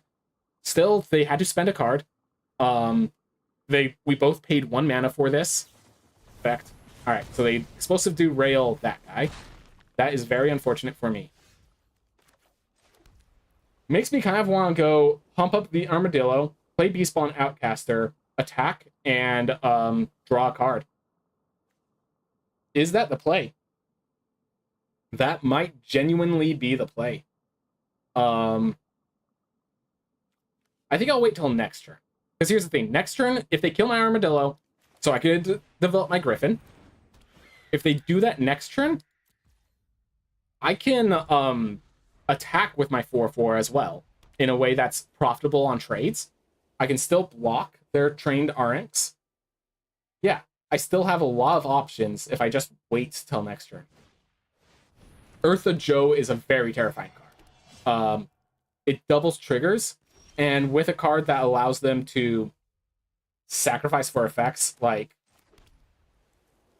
I think I have to go in now, because if I attack and they block, I'm either killing both their 2 triggered abilities. This doesn't have reach, this doesn't have reach. Alright. I think it's time for me to go on the aggressor because the Red Rock Sentinel says they're winning the control game. If I kill either of these, I'm great. If I kill both the other ones, I'm great. So, yeah, I'm going to do it this way. Now, the Arinx can get in, but if they're getting with the Arinx, they're attacking in with a lot of things. I am now showing that I can threaten power. I can close out games if need be. This means sorcery speed is very important.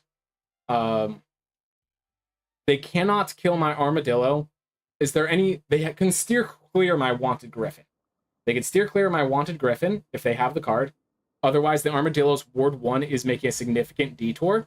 Killing both their 3-1 and their 1-1 is a significant deal. Killing the Red Rock Sentinel is a significant deal, because that prevents them from using card advantage. Killing Eartha Joe. Alright. I think they have two cards in hand. This guy's activate ability that draws them cards. We're killing the Red Rock Sentinel. That might look crazy. I hate control stun decks in Yu-Gi-Oh! Don't play Magic. No, Magic isn't that cruel. But there is a lot more... it's not just what your opponent does to stop your strategy. It's what you did to actually make your strategy work. You can definitely mess up your own strategy by just not playing it properly, effectively. So they're going to be attacking with their trained Arinx for quite a bit of damage. They could turn their Eartha Joe into a 4-4 and attack with that. But yeah, that Tap Mercenary is going to be doing some work right now. But next turn, we can dump our hand. We continue to attack in the air and become a threat. They should pump it up so they can actually get the damage through. Because if they didn't pump it up, I would have blocked and killed. This Prosperity Tycoon is going to be an issue. But they can't actually protect it right now. Getaway Glamour, so I can attack with Beast Spawn and... If only I had a 4-power creature. Wait. Oh, 4 mana. So I'm thinking at the end of my turn, I can Getaway Glamour, my Beast Spawn Outcaster, and their Prosperity Tycoon? No. I'm just like trying to map out. So I could kill their Prosperity Tycoon this turn. For 3 mana. I think I just have to kill their Prosperity Tycoon for 3, play Stubborn Burrow Fiend, and swing in. Yeah, we are turning... This is becoming a race. Let's win the race. So... let's just... Getaway Glamour. There we are.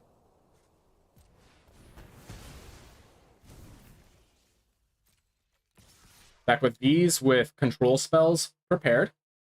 They constantly have to both saddle the trained Arinx and use the mercenary token on it to get through me. And while they're doing that, I will be building up pressure. Stubborn Burrow Fiend will very quickly get much bigger. Armored Armadillo is always a threat.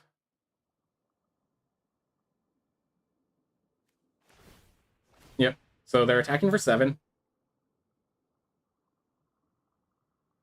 If they don't crew it...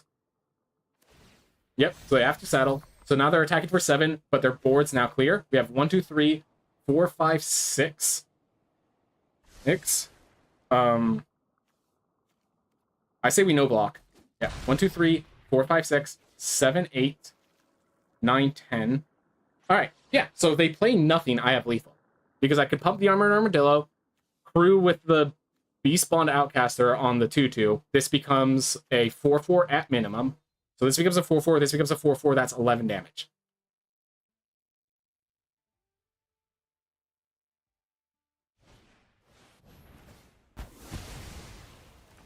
So they had to kill everything just to survive. And Gold Vein doing the job, I think. I can otherwise Congregation Griff. I think this is perfectly fine for a Gold Vein. It's only 4 power, but it's 4 power, it's trampling power, it's constant presence. It's another threat they have to kill ASAP.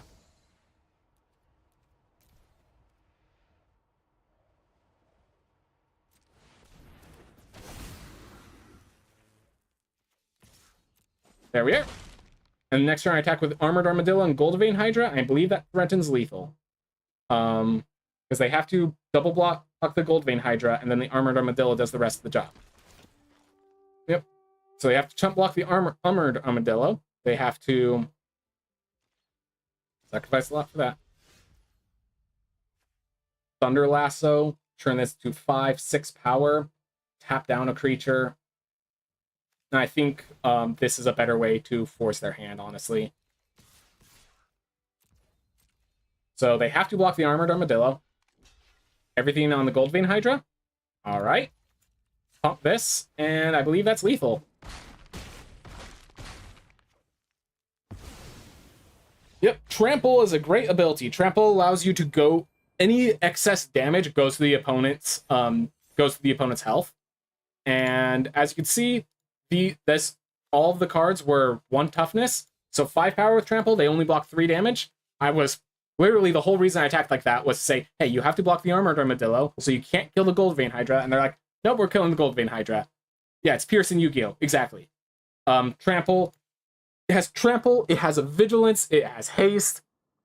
So it attacks immediately, which I'm not sure that exists in Yu-Gi-Oh! Vigilance, Vigilance and Haste I don't think translates very well with Yu-Gi-Oh!, but Trample does. And just all of those abilities on a creature that's as big as you have mana for it.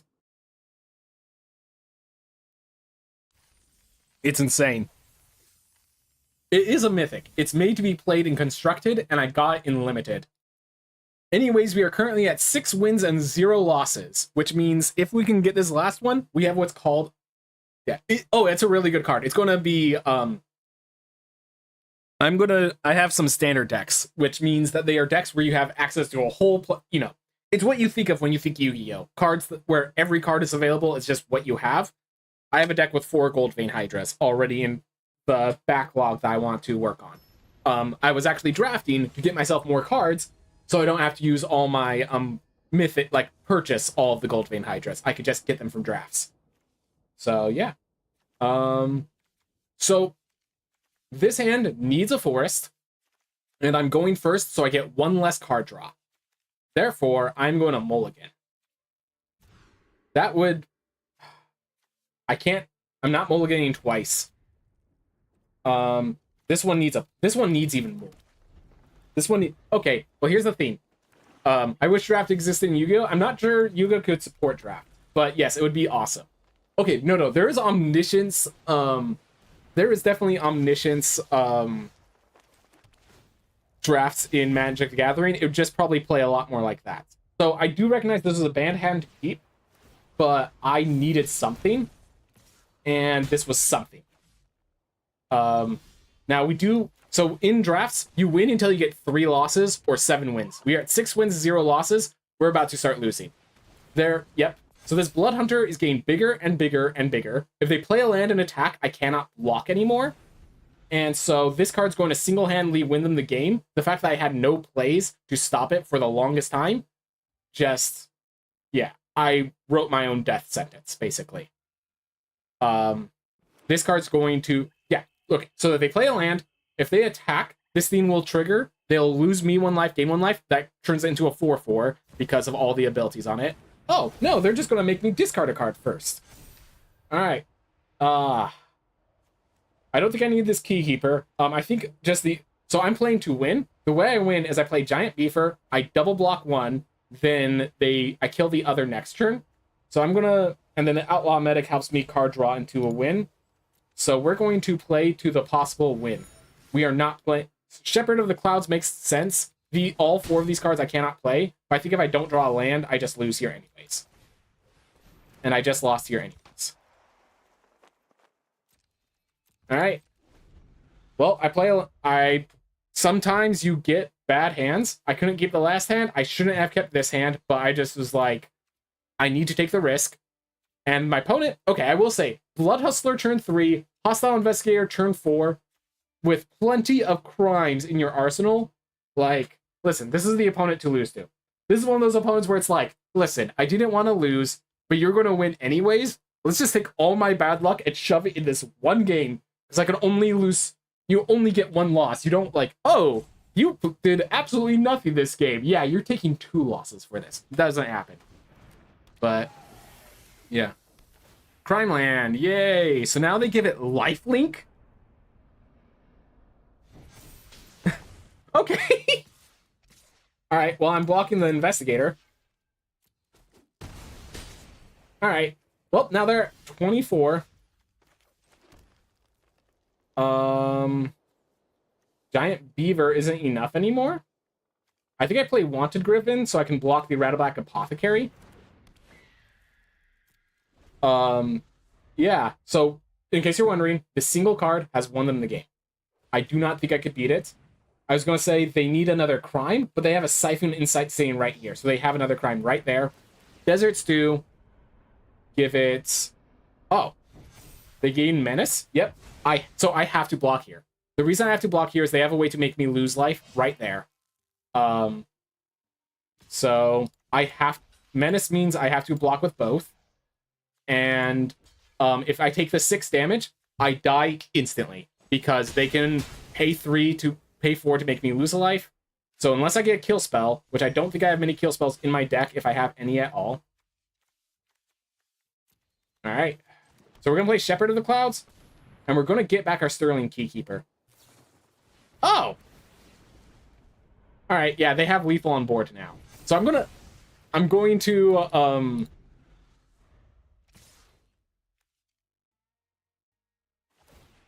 Yep. Just do a little fun thing. Let them take their turn. Goodbye. Goodbye. What in tarnation? Just do a little fun little emotes. Because I want them to get their little fun. Sometimes you get missions where you have to play a certain amount of cards. I'm going to let them play their cards. Alright, well that was our first loss. But that's perfectly fine. Yeah, so they had a good deck. We stumbled. I think that's a good combination. You want them... Basically, sometimes your opponent gets the amazing draw, sometimes you get the bad draw. And sometimes you get non-games. You want all the non-games to occur simultaneously. That way, all your bad luck drains out. I know luck is not a resource, but there is a true placebo factor in that. Seeing all your bad luck at once makes it feel like it's time for good luck, and just the feeling of it's time for good luck often gets you to a better spot. I'm keeping this because the Congregation Griff is really that insane. We are going second, so we have now 3 draws at the land that we need. We have an Outlaw Medic and the Beast Bomb that I can plot. I now have a Hard Bristle Bandit, so I can make sure of it. I'm thinking with that, I plot the Beast Bond. Let's see, if I play Hard Bristle Bandit, and then... Alright, so here's my plan. Turn 3 is Griff. Turn 2... Alright. What will I do with 4 mana? If I have 4 mana next turn, I can play Outlaw Medic and plot the Beast Bond Outcaster. I think I want to get the Congregation Griff online, and that has a saddle of 3. I don't really need that Outcaster right now. I think just playing the Outlaw Medic and having a way to lifelink to deal with all the aggression that I'm going to be facing is probably the best. Vile Smasher will be gained in for some damage, and there's nothing I can do to stop it. But at least this way, if they play cheaper creatures, I can actually lifelink my way out of it. And that's the important factor. I am going to be able to lifelink my way out of this bad situation. Oh my god! So, during the draft, I was offered this card, I said, I almost want to splash it, even though it's both not colors I play, because it could single-handedly win games. So my opponent's about to single-handedly win the game, in case you're wondering. Alright, so my win condition, Ornery Tumblewag. I think I put this here. I Gold Vein for X equals 3, then use Ornery Tumblewag, just sacrifice my Ornery Tumblewag to turn it into, to turn this Gold Vein Hydra into like a 4/4 or 5/5. They now have a Wanted Griffin that they can play as an outlaw.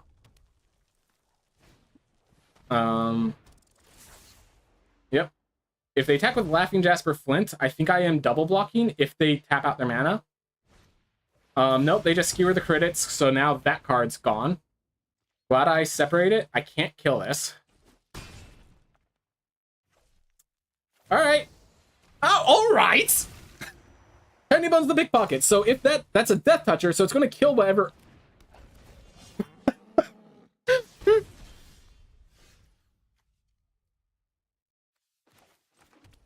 Like I said, it's better to get all your bad stuff in one game.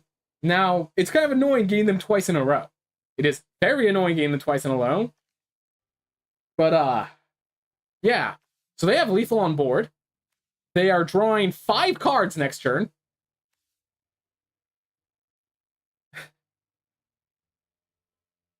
Goldvein Hydra's not big enough. They'll just use their Hellspur Brute to break through it.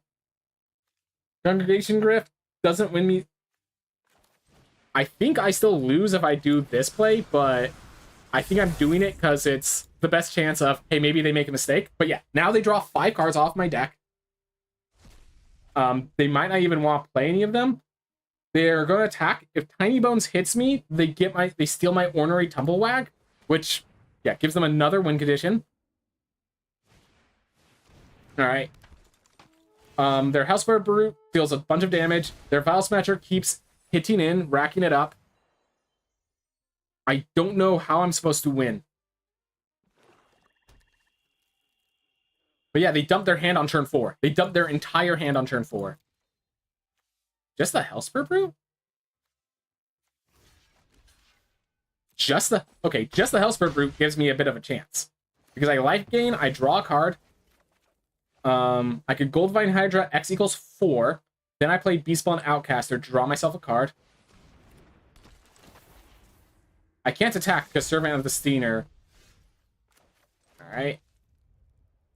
X equals 5. Does that help me anymore? Congregation Griff. Alright. So first we X equals 4. And 4 is enough. And we Beastball and Outcaster, draw a card. Then do I play Armadillo? Or do I just leave up the Hard Brand to block the Tiny Bones? And also, by the way, they are slowly milling me out. So when I run out of cards in my deck, I will also lose the game. So, yeah. I'm going to know it packs. I'm going to wait for another turn. Oh, they just... So, yeah, they're milling 7 cards.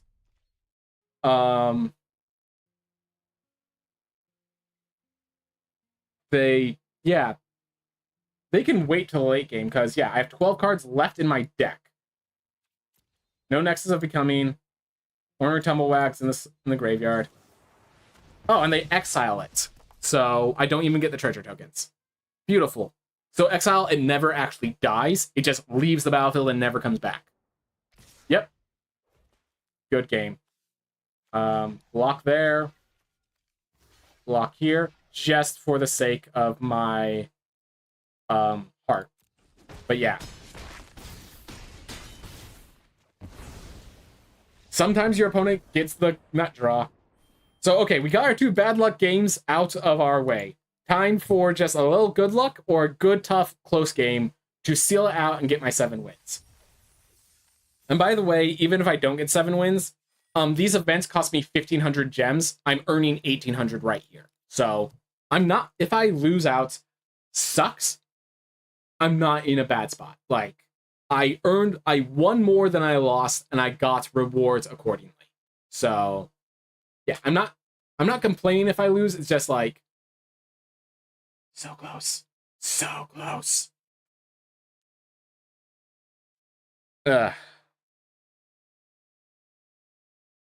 Precisely. Everyone loves a comeback story. Also, everyone loves just working hard and getting the rewards. I believe vibes I've shown I work hard on making sure I understand this format. All right. Armored Armadillo, Outlaw Medic, Stubborn... Oh, Armored Armadillo, Stubborn Burrow Fiend. All right. I think I actually have to play the tap land first. Yes. Very much yes now.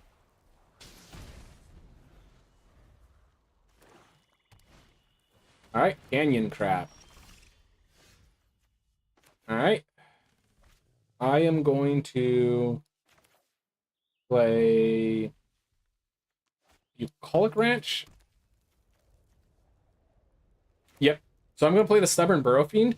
And here's the thing. So I'm going to do Ornery Pebble. They're probably going to play just leave Canyon Crab up to draw cards. Yeah. I know how this works. No blocks. Alright, cool. I get to deal damage. Awesome. I like that they tapped out their blue mana. This means that they can't hold up in the spell that makes this bigger. That would kill my... There's a 2-mana counter spell that would take out my Ornery Tumblewag. They can't have that now. And I'm going to make my Ornery Tumblewag bigger, so I have 2 threats. And I am going to win this race if you want to keep racing, buddy. You do not want to keep racing.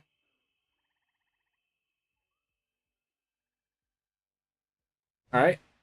Prickly Pear. So let's see. I can make this to a 6/6, which is basically unblockable for them.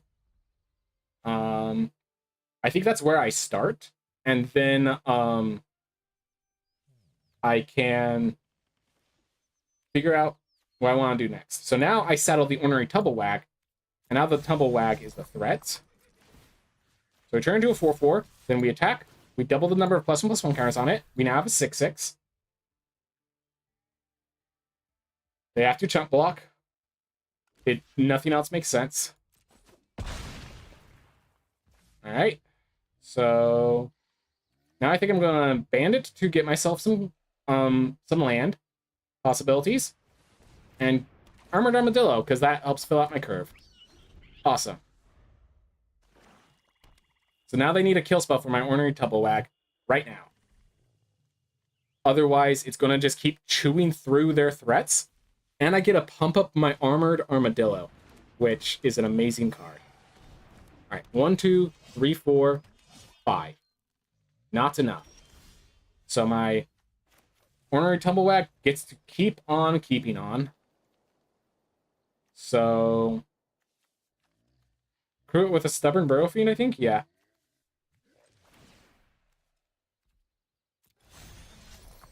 And we're going to actually pump up the Armored Armadillo this time. And that being said, I want to make this a 10/10 so that there's just nothing my opponent can do about dealing with this card. It does not have trample, though. So once they get an answer, they have an answer, but they have to get an answer as soon as they can. Plot the Free Strider or play Wanted. I think the Wanted Griffin.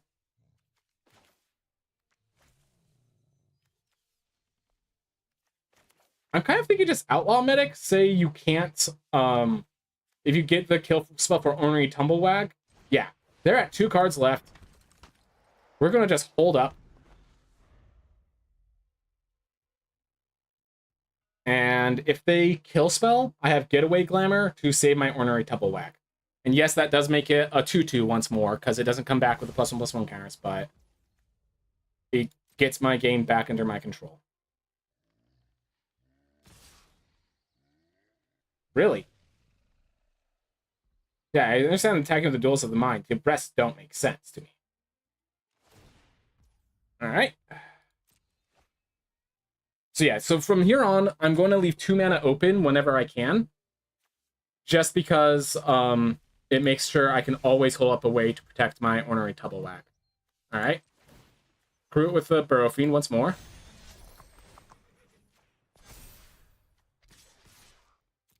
And now we make this Armored Armadillo a threat. So if they don't block the Armored Armadillo, it can now pump itself into +8 power. I'm going to leave my mana open. And then I'm going to play another Armored Armadillo. And I get to hold up a check with the Bucolic Ranch. So they have to kill my Ornery Tumblewag now.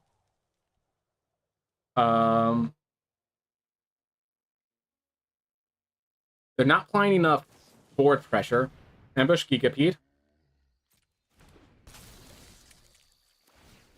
Kill that. Okay. I don't... I'm trying to think. Is it worth... No. I'm going to keep my protection on the Ornery Tubblewhack. Alright, so they have a 6-2 now. But 10-10... Well, hold up. What did they kill? Hard Bristle Bandit?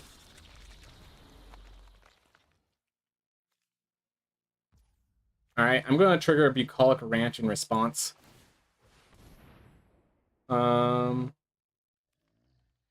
I can use a land. I could use a land, I think.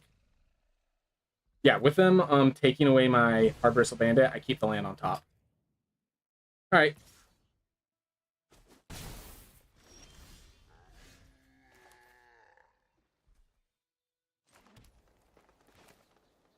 Alright. I'm going to play 3-Star Commando just as a 3-3. Just so I could crew my Ornery Tubblewhack. Alright. And then I'm going to pump up my Armored Armadillo so that it can go through the Canyon Crab and attack with both, doubling the counters on the Ornery to make it so that they cannot triple block it and kill it, because 18-18 means it threatens lethal on its own. So now they have to just keep chump blocking. Don't have enough mana to power that through, but they're now at very low health. I have an Outlaw Medic to block if they try to kill my Ornery Tubblewhack.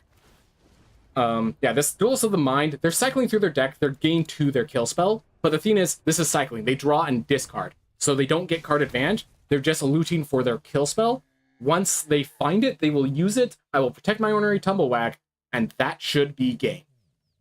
Because my Armored Armadillo is now very hard to kill. Attack with the Gigapedes. Alright. Fine with these blocks. They don't have trample, so reduce the damage taken. Draw a card.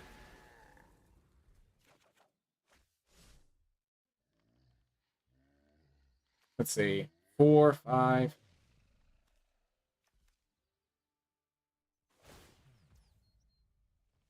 Wait, hold up.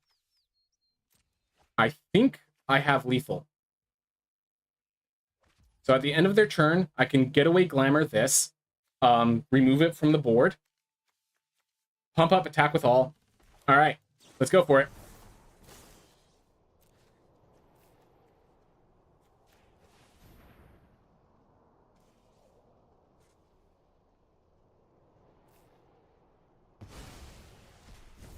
One, two, three, four, five.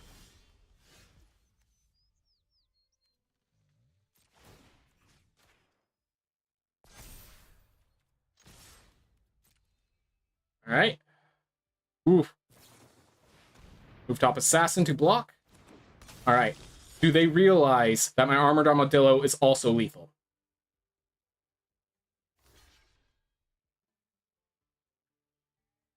Because if they don't realize that, then we win.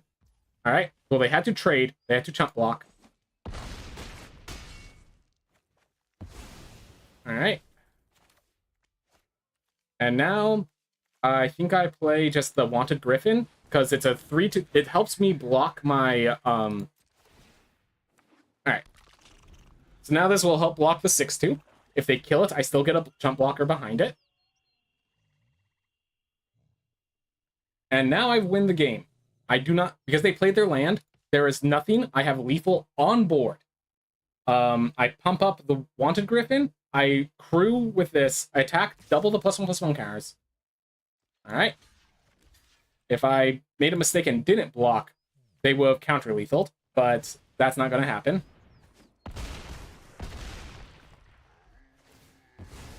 Now I get a 1/1 Mercenary.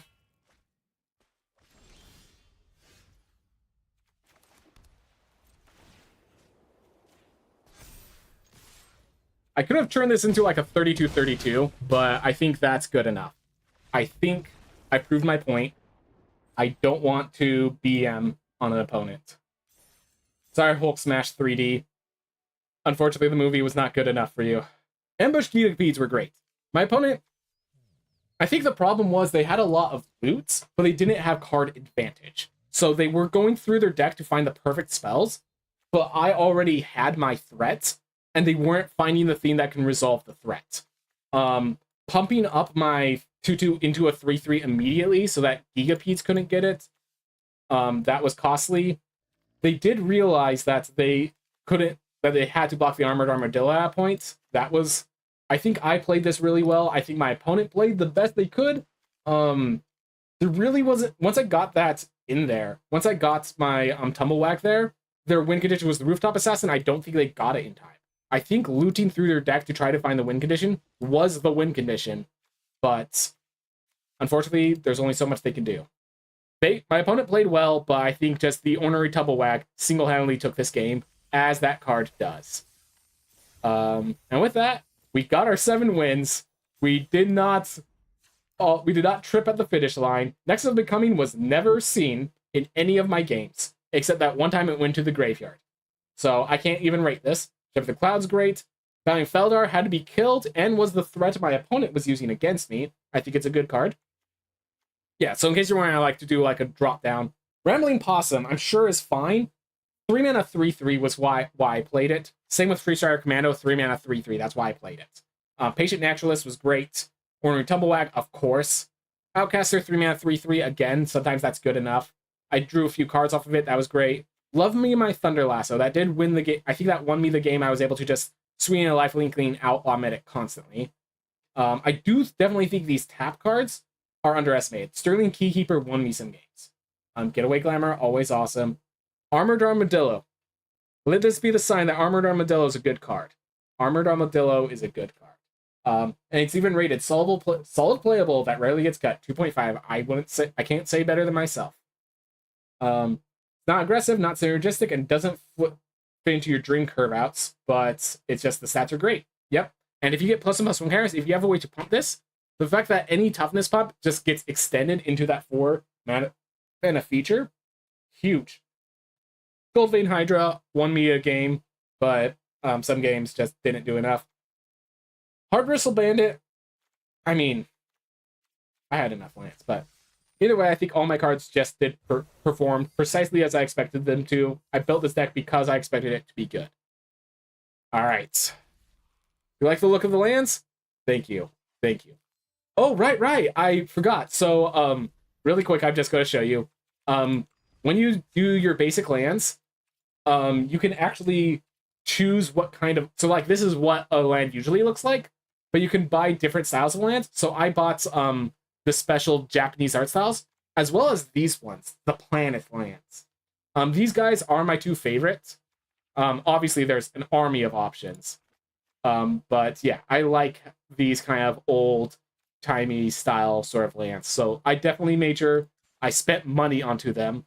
Yeah, I spent money to get this. Like, look at this. Look at this supernova land. Just plains of exercising. Nice little sunland if I wanted that instead of this. Court garden. Mountains. Obviously this. Oh yeah, the fire planet. Like, yeah, no, I love a lot of these guys. Magic the Gathering knows how to make art that's worth money. That is something I hate to tell. They abuse it. They abuse their abilities, but they know how to make art that's worth money. Keep in mind, well, these cards aren't like the best. They will always make your deck because you need lands in your deck, and only basic lands can you have as many as you want in your deck. So, yeah. So these, like, I think it's worth investing into lands that you like the look of. Ooh. Yeah. So yeah, just wanted to show you that's kind of a thing. You can invest into card looks. So yeah, I think just you find the land you like and you buy it and you don't look back. Anyways, I'm just kind of opening up cards. Lila Undefeated Slickshot, they just need more cards in the pool for the deck. Someone has to build it. Garrod Mirror of the Wilds. It's a good combo card, but every combo deck is more powerful. It's just like, there's something else that you could be doing that's probably stronger, is generally the problem with Garrod. Not a bad card, but not a good card, and too expensive. Just kind of going through the cards. Fibblethip lost on the range. People love Fibblethip. So Lambo Droid, I'm going to tell you a story about Fibblethip. So there was this card called Get Lost. It was just a random card that just had a funny look of this funny little one-eyed creature saying, man, Fibblethip hated crowds. And the whole idea is they got lost. And I think the card was actually called Completely Lost. But yeah, just basically that character was lost. And then people loved the look of that art. So then the next time they came to the set, what they did is they had Fibblethip just in the background of random cards where he's just like wandering. Like there's a card called Scene of the Crime, and Fibblethip just happens to be nearby. Like, oh god, I swear I'm not a witness, sir. Thing. There's another thing where a person's running through the forest and they just run past Fibblethip. Like this just became a meme character of he's always lost, just wandering around the world, just doesn't know where he is, still trying to find his way back home, and just keeps getting lost. And people love him. The problem is he's always a 1/1 creature, and in most formats, 1/1 is just too weak. They gave him Ward 2, he has some awesome abilities, but it's just like, you play him on turn 3, and if you make it to turn 5, he's doing a lot of value for you, but you don't make it to turn 5, because you spent your 3 mana on a 1/1. But yeah, I just love that they turn this guy into a meme. Great card. Great character. Not so great card, unfortunately. Alright. Duelist of the Mind. You saw how that played last time. This card was the win condition the opponent had. Just constantly drawing them cards. A flying threat that can also block Zaz Vigilance. Great stuff. Pariah. Alright, so any of these bonus cheat cards, the problem is they're not playable in Standard, which is the format I play when I'm not doing Draft. In Draft, these booster packs don't matter because I can't use the booster packs out here. And in Standard, this card doesn't matter because it's not legal in Standard. Great, cool, fun card, but nothing I can do about those two things. If I ever get into Historic, but you need a lot of cards for Historic. Yes! Okay, so Colossal Rattleworm is a card I'm using for Standard. 4 mana 6/5 trample. Good stats. So yeah, it's piercing, it's a big body. 4 mana for a 4/4 is kind of reasonable. Keep in mind, we played that in our draft. 4 mana 6/5 is great stats then. Has piercing as well, but you don't even play it for any of that. That last ability, you can pay 2 mana, exile it from your graveyard, and search your library for a land and put it into play. Put it into play. Ramp its growth. This card is useful because what you do is you discard it from your hand and ramp it growth. This is not a turn 4 play. This is a turn 2 play that happens to have a big fat body attached to it. It's pretty awesome. Now, here's the thing. In Magic the Gathering, there are ways to get cards into your graveyard that don't involve getting them into your hand first or getting them into play first. You use those cards, and this becomes a 2 mana card advantage, like Rampant Growth, and Rampant Growth is banned because ramping mana on turn 2 is too powerful. Yeah, no, that card is amazing. That card is going to seize a lot. I'm sure we'll see a lot of play. I already have a deck that's playing 4, so seeing another one, making it so I get to save more on my wild cards. So yeah, you can use wild cards to craft different cards of the same rarity. It saves me another rare wild card, and that makes me happy. All right, anything else that stands out?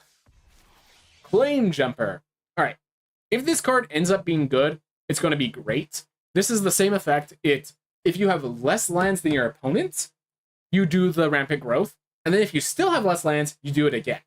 The thing is, this one, it still comes to play. 3/3 Vigilance, good body. Problem is, it asks for a pretty deep white deck. You need a bunch of planes to support this. There is a card called like Arid Archway, which really it's a land that taps for twice as much mana and returns a land to your hand. Basically, what it's going to do is it's going to allow you to be at 1 less land. 3 mana 3/3 is often okay, but in Standard, it's okay. It's not great. Standard, a lot of things are a lot more powerful. But hey, it's okay. You're never disappointed with Claim Jumper.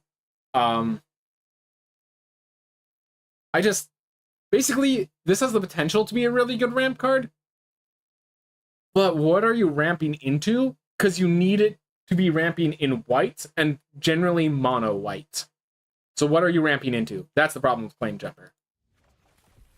Alright, and we get a random pack from a different set.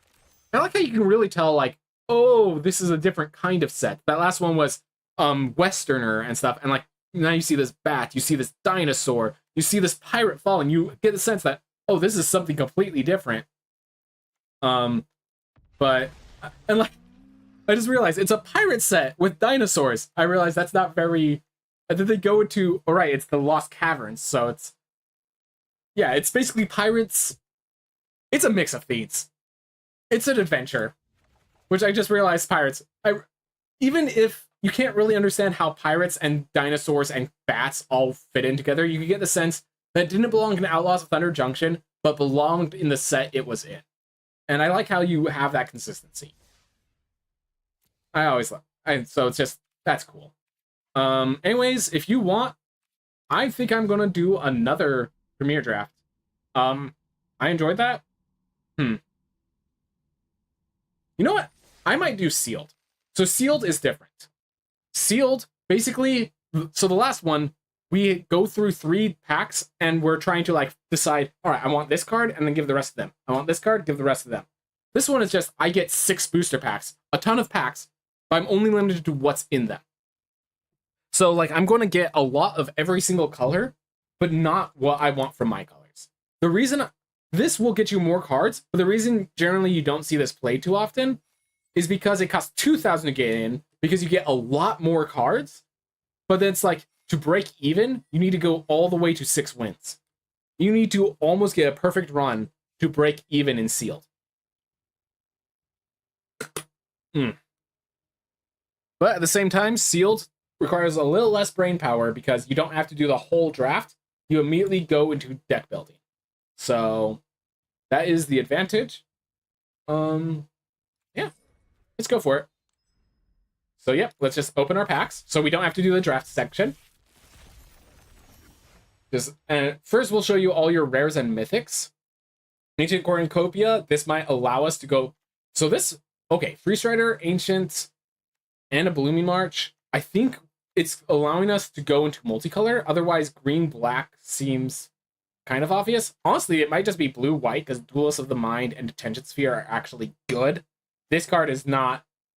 You reanimate. Okay, reanimate. So reanimate, if you get the card in your graveyard, 1 mana, bring back a 6-drop or a 5-drop or whatever. Very much like Yu-Gi-Oh!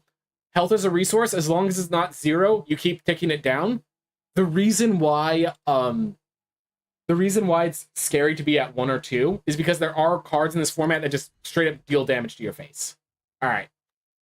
So basically the way you do this is we go on 1 color and we just start clicking everything that I put in a deck very happily.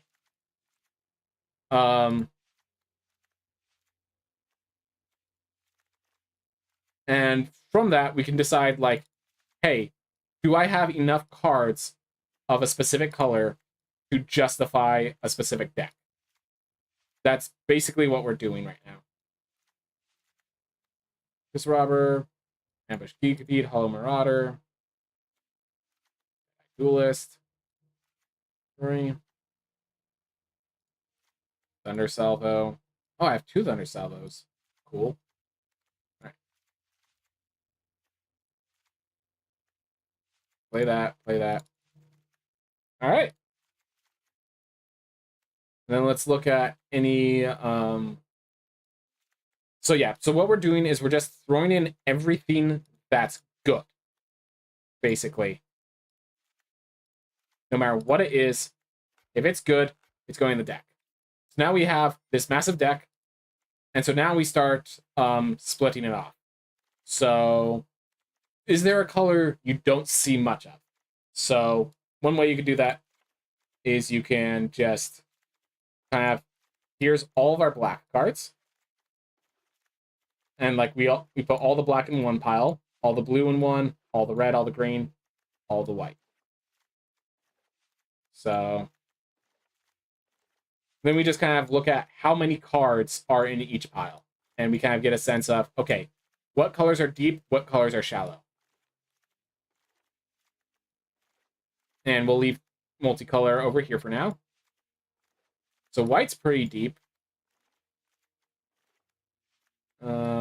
black, though. I think we're definitely going to be black because there's just a... I think we're definitely being black-green, and then we're probably splashing some stuff. That is my guess. We might be splashing white. This is a bunch of... This is a cool... It's cool, but, like, we have Thunder Salvo, and really, like, not much. 1, 2, 3, 4, 5, 6, 7. And it's double red. Yeah, okay, I don't think that's happening. Ooh, Spinewood Paladin, Badlands Revival. Okay. And you look at this, and green-black, like, you could just see visibly, like, the lift of cards, and then you just see, like, 2x, and say, okay, that's a little bigger. 2x, that's a little bigger. 2x, double 2x, that's a little bigger. 3x, 2x, 2x. There's a bunch of green, there's a bunch of black. I think we can just safely say there's not enough red. And so we're just going to cut out every card that's red. So then we look at this, and we go, okay, what's next? 1, 2. So immediately what I'm seeing is I think this is black-green is deep, and then we're just saying, is there anything that would be worth splashing for? So now that we chose one color out, the next way we could choose colors out is there anything worth that can win the game? Lazoff could win the game. That's black-blue. Detention Sphere, I think we're at least going black or green. I don't think it's worth double splashing. Buried in the Garden, that could be a good powerhouse, but we only have one. So then let's look at single color. We don't really have, like, Duelist of the Mind is pretty good. Nothing in white. Mystical Tether. So Mystical Tether, Buried in the Garden will give us more removal. And then just early game. Yeah, I definitely think just, like, the moment I took out red, all of my multicolor basically fell off except for green-black. So I think we're definitely green-black focused. And then we just decide what color are we splashing? Are we splashing colors? So this format is generally slow, and sealed is extra slow on top of that. So who's that? Duelist of the Mind is pretty nice. Lazoth, Familiar Stranger is pretty nice. But I think, okay, here's, I guess, what I'm going to do. I'm going to take out anything that's not green or black. We're going to see what the solo green-black deck is, and then decide, hey, do we want to splash Buried in the Garden? Do we want to splash the other Duelist of the Mind? Basically, now, unfortunately, we have to reposition everything back to its mana cost. So luckily, once you get into sealed, so if you go in a personal format, if you're like an in-person, you do have to so this I'm going to put at 4 because it's a spree card. You're really playing this as a 4-mana destroy target creature. In a tournament setting, you would only have enough time for you'd have 50 minutes to build your deck, but this is generally the kind of strategy of how you're building it. You're kind of looking at these cards, putting it, like, look, that's a pretty good curve. And, like, really quick, there are 17 creatures, 9 non-creatures. We can also do T:CRE, and it'll separate it for us. I think this Lively Dirge isn't very useful because it's getting an Ankle Biter and a 3-drop, maybe. So, like, there's nothing really powerhouse, and we need to cut cards, not add cards. We have a bunch of late game. Because this is a more controlling format, I definitely like the Throw from the Saddles, such. Ooh, Rambling Possum, returning a Vault Plunder. Seems like a great way to get some stuff. Unscrupulous Contractor, we have plenty of card draw here. Rictus Robber gaining us more zombies. Spinewood's Paladin gaining us more life. Yeah, we definitely are the late game deck. We have plenty of late game for that. Alright. Let's go at lands real fast. I have the Blooming March, and so if we splash white, if we splash blue, we have a Lush Oasis. If we splash white, we have double Forlorn Flex. So that is good if we want to splash. But again, what are we splashing for? We'd get 1, 2 kill spells. If we splash white, yeah, we'd get 2 kill spells. More early game, but I think this format I can go slow and be rewarded for it. So, oh my god, I didn't put the reanimate in the deck. That's the whole reason to be playing black. The reanimate allows us to pull out an ambush Geekpede for 1 mana effectively. Yeah. It's shocking that I forgot to do that. And yeah.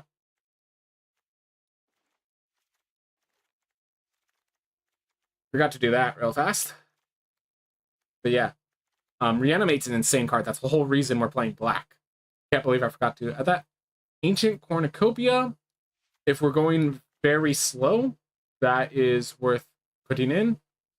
And yeah, so if we went white, we'd grab 3 removal spells. But I currently have 1, 2, 3, 4, 5, 6 effectively, 7 removal spells already. I'm going to remove this Betrayal of the Vault because here's the thing. This is a lot of mana expenditure, and while it does 2 for 1, it does choose 1 creature to kill 2. This also gives me the opportunity, if I play this and then they kill my creature, 6 mana. That's basically the problem. If I play this and they kill my creature, I paid 6 mana and lost the card. While this is very good if you win with it, it's win more. I'm taking that out. Too expensive. Kind of sad I don't have deserts for Cactarantula, but I think that's fine. The ability for both Reanimate and Badlands Revival to bring these both back, I think is good enough. I'm gonna... I gotta figure out what I want to knock out. Spinewoods Paladin might be worth knocking out. Throw from the Saddles, perhaps, just because I have so much late game. But then because I have so much late game, I'll take out the Skullduggery. It's a good card, but like, we're not playing very tempo-oriented right now. Okay, here's a question. How many crimes do I have? Because I don't have any crime lands. So crimes are any... So actually, I'll hover over it. Crime. Targeting opponents, anything they control, and our cards in their graveyards is a crime. So this is a crime. So one, because this guy's going to make the discard card. So 1, Ambush Geekpede are crimes. 2, 3. Unfortunately, that's accident. 4. We're not counting these because while they can target our opponents, they draw them cards. So we're not counting those. Throw them out. 5, 6, 7. Might count Rage as our farm for 8. We have 8 ways to trigger crimes. That's not bad. That is not bad. All right, we're looking for 2 cuts. I think 1 is going to be a land because we have this Ancient Cornucopia. Or we can just keep the lands. But yeah, if we go blue, we grab a card draw spell, a Lock Picker, which could reanimate the bring back the Reanimates or the Abrupt Decay or the Badlands Revival. But I think if we're doing that, we're doing other things. If we had more crimes, I would go with the Lizov. But I'm honestly considering playing the Lush Oasis and Forlorn Flats, not for white cards, but literally for crime lands. Literally to trigger my Freestrider Lookouts and stuff. I'm considering it.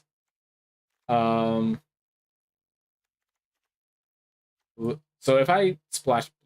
So let me rethink this. So if I splash blue, I get Lizov, which the problem is you want to play Lizov on turn 3. You want to play Mystical Tether, you could play on a later turn. Basically, one of the things you think about when splashing, what happens when this card is stuck in my hand? Like, Duels of the Mind. Let's say on turn 2, it's stuck in my hand. I can't play it. I play it on turn 5. Is it still good? Probably not. Mystical Tether. Let's say I don't have the land on turn 3, but I get it on turn 5. Hey, it's probably good. That's still a kill spell. Maybe saved up for a late kill spell. Prairie Dog, no. Mystical Tether? Yeah. Buried in the Garden? Yeah, even does mana fixing. Yeah, so I could see me Buried in the Garden here. Any black-white? Nope. Just the land there. Mystical Tether? I could see that being a possible splash. So I'm not sure I want to damage my consistency. With Ancient Cornucopia, that is definitely less. Oh, Ravenfell Omens. If my whole issue is I'm not committing enough crimes, then that Ravenfell Omens can go. That I think I just get rid of one Ambush Gigapede or one Cactarantula. So the question is 6-2 Flash that kills a card, or 6-5 Reach. To which I'm going to ask the question: how much reach do I have? 1. All right. So I think I am. Oh, but I have Hollow Marauder. So I think I'm going to get rid of a Cactarantula. So I think this is my deck idea. So 2 Ambush Gigapedes. Actually, so let's see. If I do that, So 59 and 50. Okay. So yeah, if I did the Cactarantula, it would justify going for the Forlorn Flats because Cactarantula likes me having deserts, which means I would want to play deserts. Yeah. So let's talk about what are my strengths, what are my weaknesses of this deck. So one thing is if we switch to creatures, you notice not many creatures in the early game. So basically, I'm going to lose the early game. Then I play a 3-drop that helps me out. And then just from that 3-drop, I start building up. I ramp here, I ramp here. Yeah, hold up. 1, 2. I have multiple ramp cards.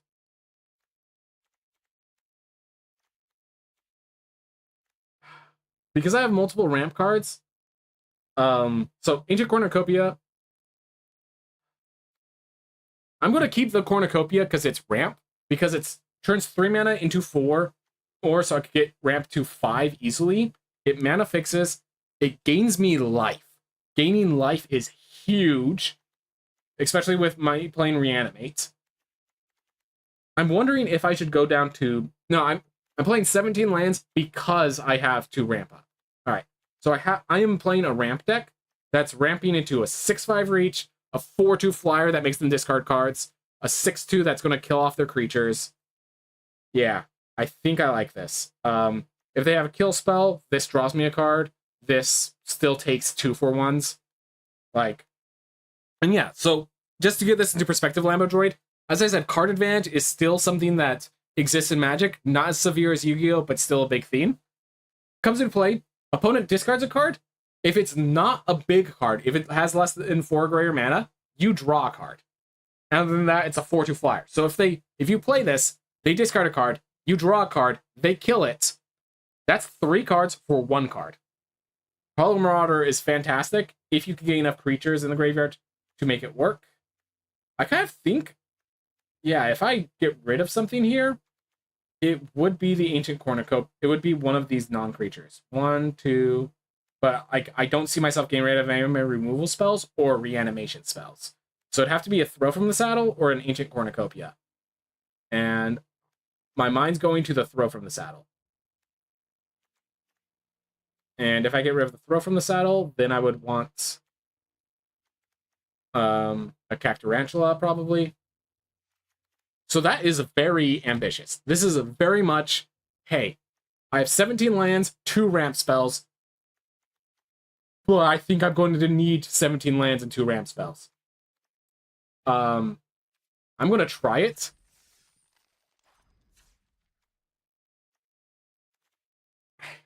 Sorry. I need that Throw from the Saddle. I think the Contractor, I think we're going to toss out because I have enough late game. I don't have enough cards to... Because you have to sacrifice a creature to draw 2 cards. I'm not going to have those creatures to sacrifice. We're going to try it. Let's get a better picture than Flame. I was going to use Cactarantula's picture. Let's use Badlands Revival, I think. Cactarantula. See how this fares? If we get mowed down by an opponent, we can X around our deck. Because here's the big theme. We have our entire deck in our hands. We can go back and rebuild this deck. We can go back and build this deck blue and white.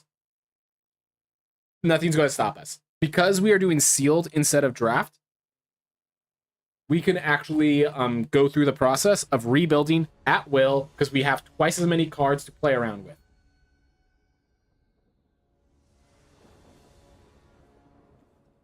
All right. Voracious Varmint, throw from the saddle, I'm keeping. Yeah. Unfortunately, I cannot mulligan too often. I need, if I have lands, I'm keeping, basically. Because we are playing a 17 land deck with ramp cards, because yes, we need that many. Alright, Voracious Varmint. If they play a threat, I am killing it without hesitation. That is not a threat, but that will make a threat. We will kill the threat it makes. So this is a ramp card. I did not get offered a hard bristle branded, I don't think. That pause. I think they have a steer clear. That pause tells me there's a steer clear in my future.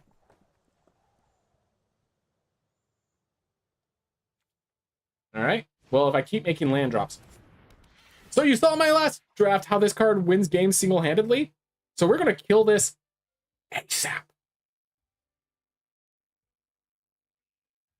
All right. Well, they could have a way to protect their Ornery Tumblewhack. We have to risk it and go for the kill. I think I go for it with throw from the saddle. So it's a +1/+1, and it deals damage equal to his power to target creature I don't control. Awesome. Instant speed. Cool. So I look like I'm holding up threats. All right. From here on, I kind of want to draw just lands. And that's why I went with 17 lands in this deck, plus the ramp spells. All right. But that is also a reason for throw from the saddle being good, because it's a removal. It gets rid of big, scary threats like Tumblewhack. But yeah, I think literally just killing that Tumblewhack has put myself in such a high... Because I could see them taking their hand literally just because it had Tumblewhack. Alright, Oasis Gardener. I'm not going to sacrifice my varmint to kill the Gardener just yet. But the fact that I can now is pretty nice. I'm going to save my Unfortunate Accident for a while. I'm going to let them actually play a threat worth killing before I play the Unfortunate Accident. So, here's a funny thing. If they happen to have a kill spell, alright? They did that wrong. They were supposed to. Yeah. Cool.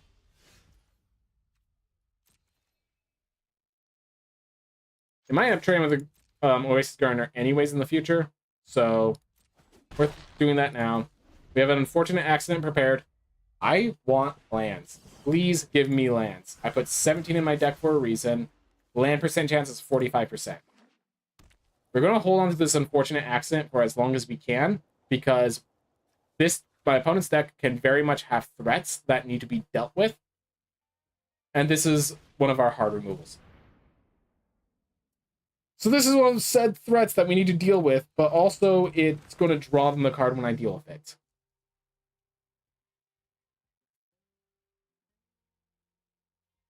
We're going to see if they... I think they're going to throw them out with Cactarantula, which will justify my action. Can't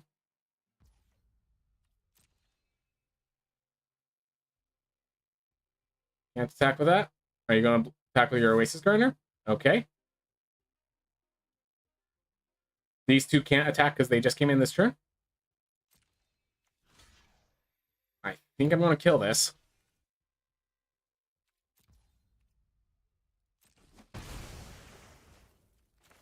I think I just have to play this to destroy the Cactarantula. Unfortunately, the Cactarantula is going to draw a card. But that just needs to be gone. I just realized I now draw land into land, or else I'm in trouble. Alright, 5/4. Cool. Oh my gosh, I think that is every single... So I have one more card that costs 6 mana in my entire deck. How funny is that? Well, my opponent has decided to go 6 color, it seems. Kind of funny. Oh my gosh, land. Can I get another one? Alright. Well, this forces them to only attack with the Bounding Felidar, but that Bounding Felidar is going to be dealing damage until I can respond to it. I think if I draw a land, I'm going to not attack. And if they try to attack with Bounding Felidar again, I ambush Gigapede, turn it into 2/5, and block with Spinewoods Paladin to kill it, while keeping my ambush Gigapede. Alternatively, I can use the ambush Gigapede if they kill my Spinewoods Paladin. Then they're just like, oh my gosh, he left 5 mana open. What kind of combat trick could I have? Like, this is the problem with playing a ramp deck. 44% to draw land, and there's only 1 card in my entire deck I cannot play if I draw it. Only 1. And if they kill my Spinewoods Paladin, I actually get a Hollow Marauder. Alright. So, this is going to be a lot of damage on me, as they're going to kill that. But now, worst case, I could still play Hollow Marauder. Not the best thing, but hey, it mills them. It takes out a card. It's a 3-for-1. The problem is we're starting to have the tempo issue. They are dealing 7 damage a turn if they want. They messed up. They were supposed to crew with the Bounding Felidar. I got lucky. So now they're doing 7, possibly 8 damage this turn. I'm going to be very low on health. They have some sort of combat trick. Or they're just holding up Bucolic Ranch. Bristleback Sentry, okay. They now have lethal on board, I think. Alright. Spinewoods Paladin or Hollow Marauder. They have no cards in hand. I'm going to save the Hollow Marauder till it gets cheaper. Alright, and this is the problem with the ramp deck. Sometimes you don't draw your ramp, and you draw all the big creatures without being able to play them. Alright, well, the Spinewoods Paladin is going to be blocking, chump blocking for survival, and I think I die next turn. If they attack with just the Bounding Felidar, I'll get lucky, but chances are they're attacking with those 4, and I have to block the Bristleback Sentry. The Ambush Gigapede no longer does enough because the +1/+1 counters are going to blow them through. If they just attack with the Bounding Felidar, I might be able to combat trick later, but with 5 mana, I'm not going to rely on that. I'm going to block the Allo Animist because the Allo Animist has 1, 2, 3, 4, 5, 6, 7, 8, 9, 10. I'm wondering if I just block the back Card Bristle Bandit to kill it. 1, 2, 3, 4, 5, 6, 7, 8, 9, 10. Because yeah, I'm already in such a bad spot. This gives me 1 less threat to deal with, and it gives me a blocker for next turn. I think this is my best chance at survival, even though it puts me much lower on health. Oh, never mind. They have lethal. I'm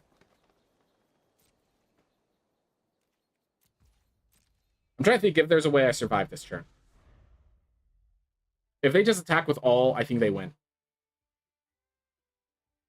But there wasn't much other paths I can take anyways. Just not drawing my lands, the Bounding Felidars put me in a very bad spot.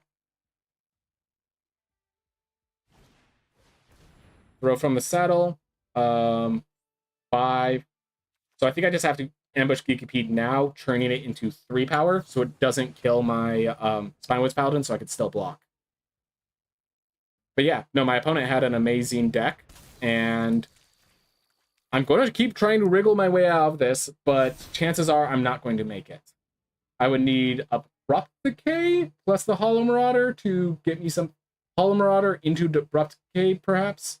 Might give me some means. Oh wait, no, they have lethal on board if they don't saddle. If they didn't saddle, they had lethal on board. Actually, I think they still have lethal on board. Because, yeah. This thing blocks here, this thing blocks here, and I'm dead. If I block here, this has trample. So, yeah, good game. There's nothing I could do. That was everything I could do. And I drew all my topic. I drew every last piece of my topic. Definitely problem of too much top end. Definitely a problem of not getting my lands in time. I mean, these are problems we knew the deck would have. If we get more early game, what would we grab? Raven Fellow Omens, Black Snack Buzzard, neutralize the guards to surveil a bit. Scroobius Contractor as just the 3-2. Any green cards. Tumbleweed Rising doesn't. I'm not counting that. Yeah. Oh, I have both Row from the Saddle still in my deck, so yeah, I think I played it correctly. I just didn't draw my lands. Maybe I go down one Cactarantula because the Ambush Gigapede did its work. Cactarantula did not. Do I go to 18 lands?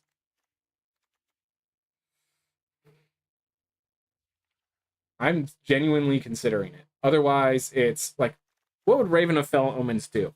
It would gain me a little life. It's too small to really block. Black Snag Buzzard, perhaps? Just so I could plot for 2.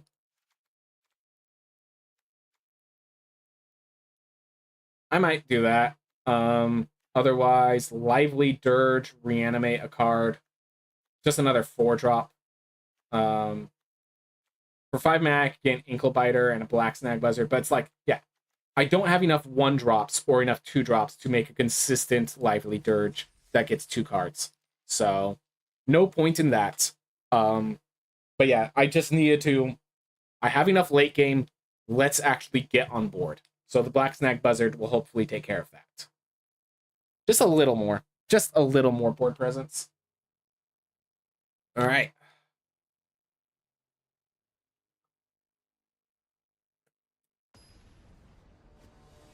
If I fail again, and it seems like my opponent just has really powerful stuff, I'm going to rebuild this deck to be black-white, flashing green, or something like that. Just basically get all the kill spells. Because we have Ariad's Lullaby to take down their tap down. We have Buried in the Garden to ramp us and kill something. Yeah, we will rebuild this ground up as a black-white, as an Abzan deck, black-white-green, if they give us the opportunity. And I am happy with them playing their Ankle Biter. I will not offer the trade. I will not offer the trade. I want this game to go long. So, please. Ankle Biter v Ankle Biter. Restart Commando.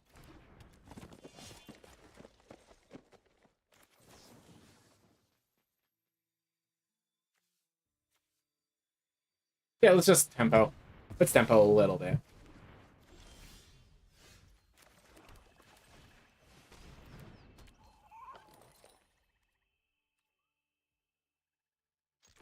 I'm going to offer the trade with the Ankle Biter specifically so that I get a little damage in and it's, you know.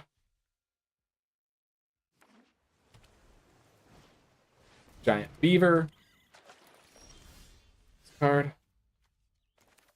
Alright. I think I throw from this out, killing the Giant Beaver, and then I get to crew up the Rambling Possum and replay the Ankle Biter. Creature you control. Kill the Giant Beaver. Basically say that Ankle Biter has to trade with my Rambling Possum.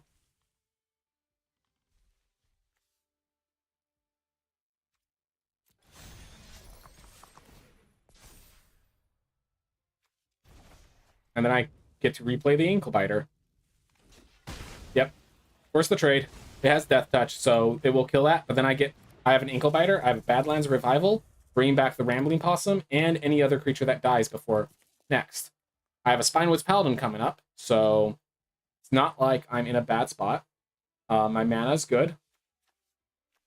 My opponent seems to be a base green deck, a blue-green deck splashing red, and just got all of their red, and just got all of their blue lands. And so they're dealing with that. We're going to see if they run out of cards. Card advantage-wise, we are kind of even. They have 4 cards in hand. I have 4 cards in hand. That is unfortunate. You do not want to... You generally want to be trading advantageously, but I've just been even. Needs to die ASAP. So, Planeswalkers are powerhouses in any format. They're 5-color? Okay, so my opponents are beating me, and they are beating me with these piles of just multicolor nonsense. So I think we are more than happily going to switch to adding white, because it just seems the powerhouse of adding that color is significant enough. All right. I can't think of a single... I can't think of a single removal spell they could possibly have for this. They had an exile, 1-man... So this is a mythic, isn't it? Oh, it's just a rare? Yeah. So they had an amazing kill spell for that.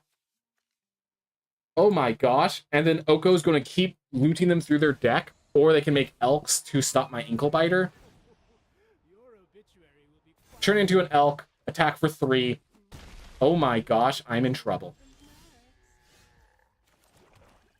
I only have Possum as my permanent. I think I attack Oko. If they block, I bring back the Rambling Possum and the Ankle Biter. Yeah, I think that's my best play, because I need to get this Oko off right now. Alright. Hopefully they don't have Counterspell. Alright. Return to the battlefield. And then... hopefully that works properly. I want the Possum in play. There is a counterspell that will give them a 2/2 creature, and I'm not going to play into it. You want your 2/2, you're not stopping my Ankle Biter as well. Alright.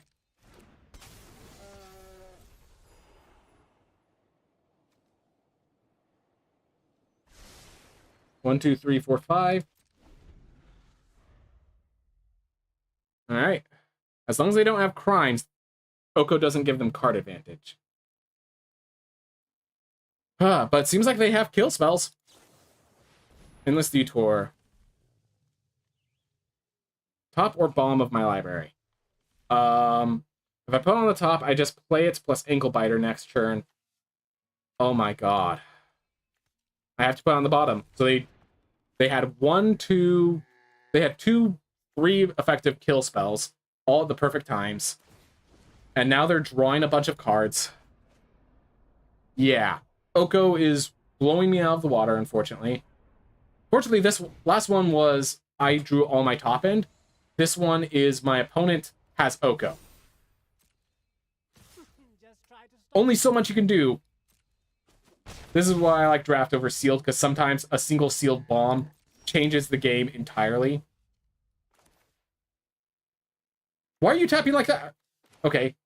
Play my Ankle Biter first, I guess.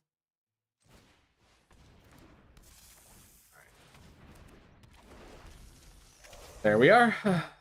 So they drew... every time they get a kill spell, they draw a card because of Oko. They don't get a kill spell. Tarantula. Okay, so like right there. So now they plus, and they get a draw card. And Oko's gonna... like, at this point, I'm wondering if my win condition is mill my opponent, because of how much value Oko's giving them. But yeah, that's kind of...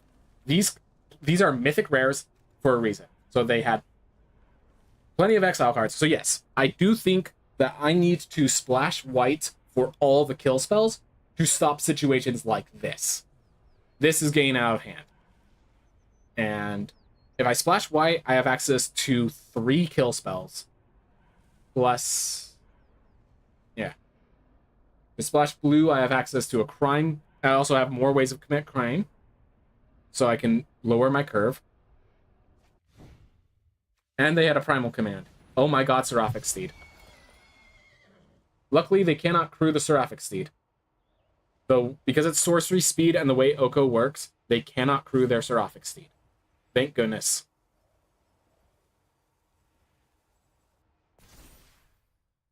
Alright, they can't attack with that. You want to attack with a 2/2 First Striker? I will happily kill it. Alright. Let's see. I want to pay 5 mana, I believe. 1, 2, 3, 4, 5, 6, 7. If I pay 5, I can't play Vault Plunderer as well. Does that matter?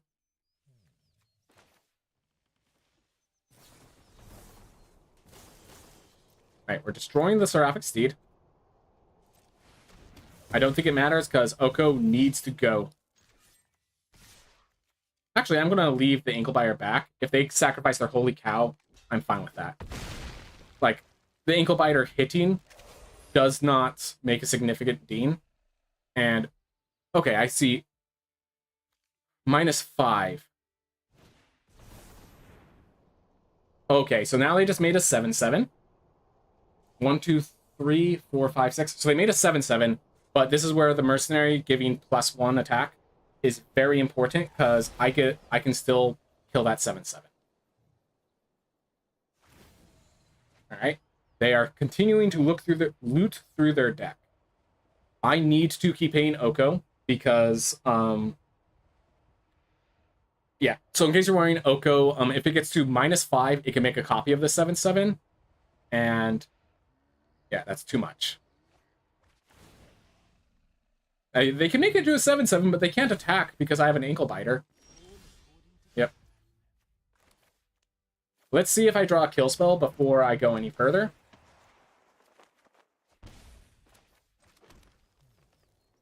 All right. Both at Oko. All right. So at least I traded with that. And now I have more creatures. I can keep applying pressure. I can keep up. And it turns out making that mercenary instead of playing the Vault Plunder was very important in allowing me to get through that 7/7. So now the thing is, they've been holding it. Well, they've been Okoing all their cards away. So, and here's their own Cactarantula. All right. I think I'm just going to I'm going to start pumping up my Anklebiter and attacking an Oko alone. Because if I do that, they have to trade with an Anklebiter, which will open me up. And if they don't, I will slowly whittle down Oko. While I'm whittling it down, I genuinely think I might be winning through mill. They're already at 16 cards. If they plus, then they're going down to 15, 14, 13, 12, 11. Like, we might be winning through mill if they don't create an elk. All right, so they're at 3, though.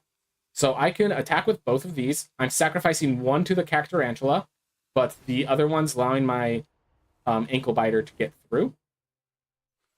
Just try to stop me. They did not attack with the Cactarantula. That makes sense. If I attack, they're going to trade with 3/3, and then I don't have a way in on Oko. If I just play Spinewoods Paladin, sorry, I have to map this out. So they have 15 cards left in their deck. They can't ult yet. If I let them plus and then I attack with Spinewoods Paladin, they have to trade with a Cactarantula. And once they trade with a Cactarantula, they can't well, the Anklebiter is already going to be trading with a 3/3. Do I want to make that trade now?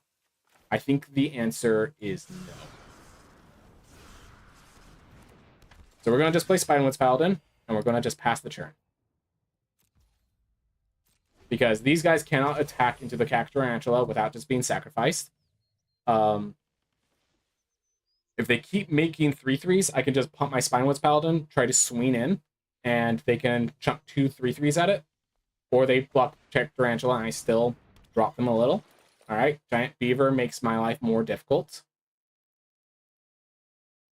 Luckily, when Oko becomes, a creature, it doesn't change much. Okay, the Giant Beaver actually makes it very difficult because now they can block the Giant Beaver and an Elk. And that will stop what I'm doing. All right. Reanimate. I can reanimate the Cactarantula. All right. I think that's what I'm going to do. I'm going to start by just buffing the Spinewoods Paladin and attacking in with it to try to kill Oko.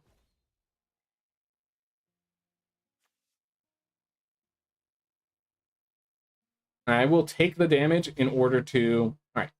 double elk. That's actually fantastic for me. They should have blocked the giant beaver, but that makes it easier for me.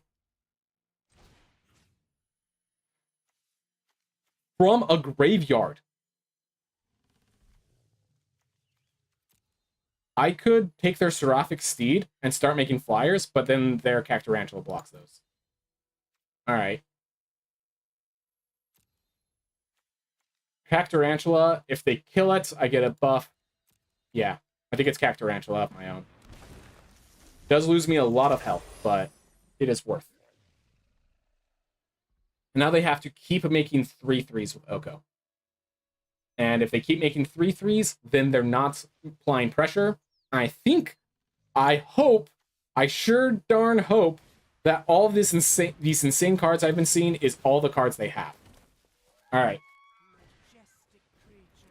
Cool. Mobile Homestead. My ankle biters holding them back. Oh man. Ambush a combat. Don't mind if I do.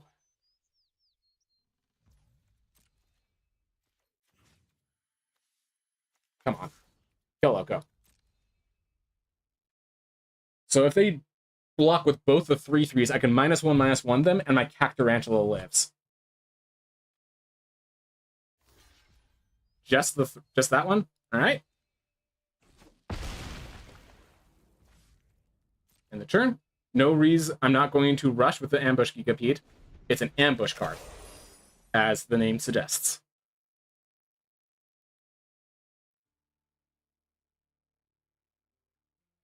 Alright.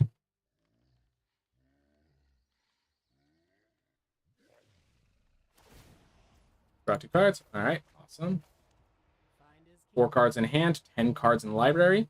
So I think we've navigated around this. We've somehow managed to navigate around Oko. And the Seraphic Steed, they just play poorly. They also had an early... I mean, they just discard their Primal Command. The Path to Exile and Endless Detour were quite a bit. They lack enough crimes to use Oko. Alright. That is just the 2/2. I don't have any artifacts or enchantments. I will, end of turn, play Ambush Gigapede and kill their Voracious Varmint.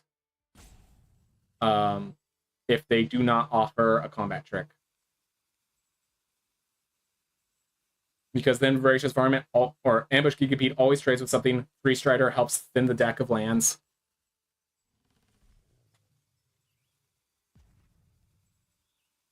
Crewing the Mobile Homestead. I will happily trade one of my Vault Plunders for your Mobile Homestead. Oh, this... Okay, so crewing vehicles is instant speed, where mounting is not. So... Alright. Just flash out Ambush Gigapede. Do they have a hard counter? No. Alright, I'm killing your Voracious Varmint. Get ourselves a land. Thin our deck a little bit more. Ooh. And then I can throw from the south. I'm going to throw from the south to kill their giant beaver, not their Cactarantula.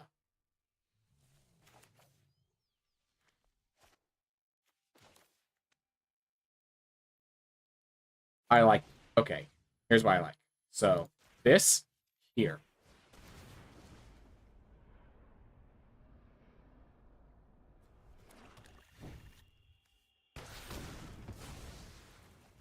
Pump here. And now we want... This is going here. Yeah. I think that's good, because now the Free Strider Commando can't trade with the Ambush Gigapede. So... Yep. And now they have to double block with a Holy Cow, which doesn't exactly put them in a good spot. They are out of cards in hand. They will start having to loot through their deck.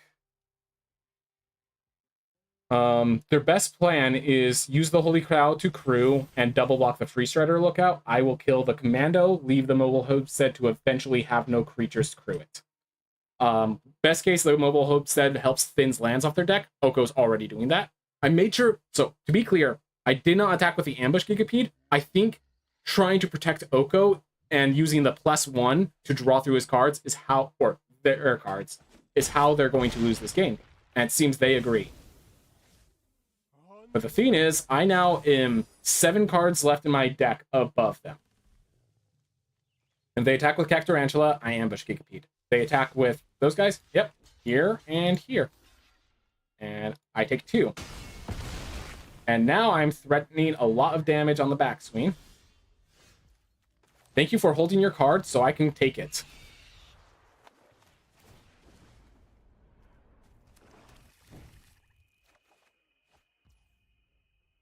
Alright. Then I just attack with everything. I'm going to leave back the Inklebiter just in case. And I'm just going to play the Cornucopia. Alright. And now I'm threatening lethal on my opponents in multiple ways. Ah! Long games. Why did I see the top of my library?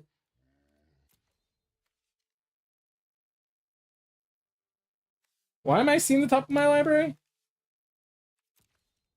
No idea. Oh well. Well, Homestead. Just so much good stuff. But not enough because I think they just played that Oko wrong. I think they just played their Oko wrong. Alright. Seeing that game. Do I want to splash a color? Because it seems like everyone's doing it. And I would get Mystical Tether, I would get Ariet's Lullaby, and I would get Buried in the Garden. So I would take out an Ancient Cornucopia because I can have the Buried in the Garden. No. I think that that game actually showed that I can eventually outgrind any opponent. Like, it just, the first game, I just got mana screwed. That's all. As long as I don't get mana screwed, I do great. I have 2 cards that help me get more mana. I have 17 lands, where some people go 16. The auto hand smoother will help me get 4 lands usually, I think. Inklebiter, Vault Plunder, Unfortunate Accident. Real lands, yep, this is a keep. Alright. I'm like, yeah. What happens is I already need to keep hands with difficult situations, and switching over to recolor just means there's more unkeepable hands. Like, my opponent just missed, it looks like they had a playable and they couldn't, or it looks like they need a 3rd color to activate their abilities, which they don't have.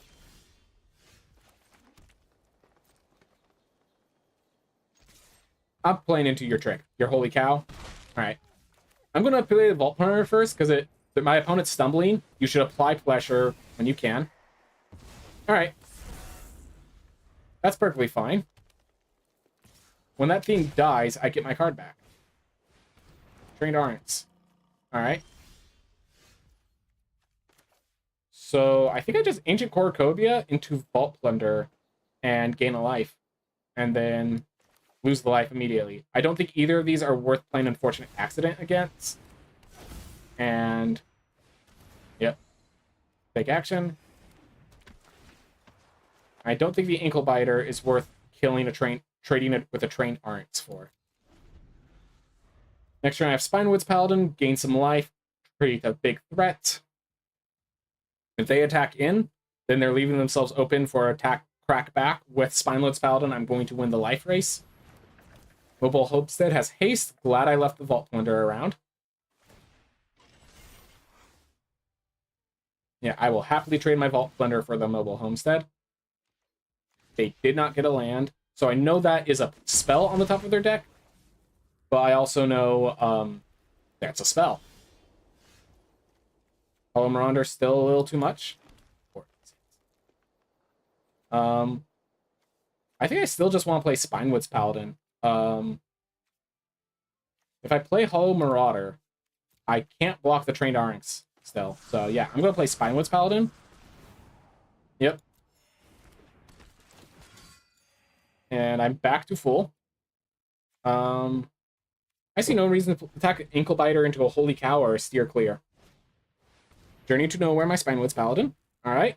Well, they have to crew the Trained Arynx to get it through. Yep.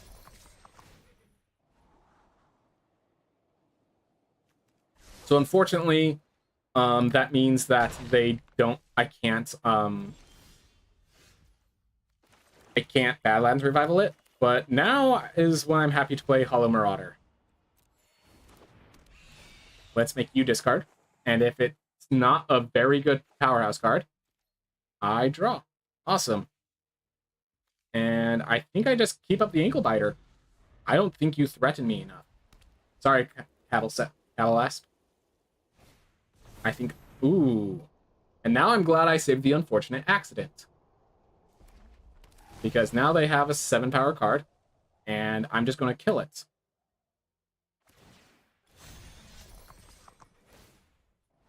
This does not have first strike, just flash and flying. Cool. No blocks. They did keep that on top. Worth noting. Alright. So let me map this out. So 1, 2, 3.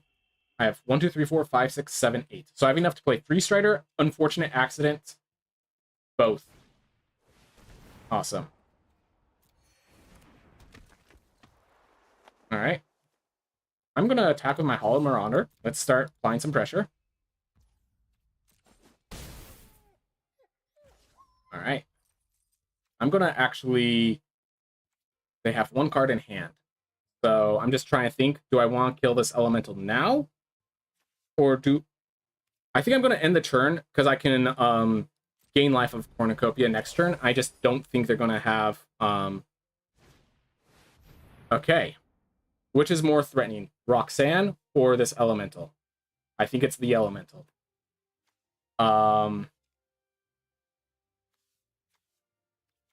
Roxanne kills the Anklebiter and then the Hollow Marauder. I think if they kill the Hollow Marauder, I just bring it back, and I bring...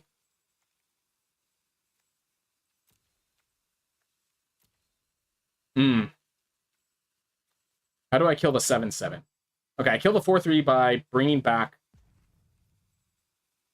Yeah, I'm in a difficult spot. I'm going to see what they kill first, and then make my decision. Alright, they kill the Anklebiter. Oh, Free Strider Lookout blocks the 4/3.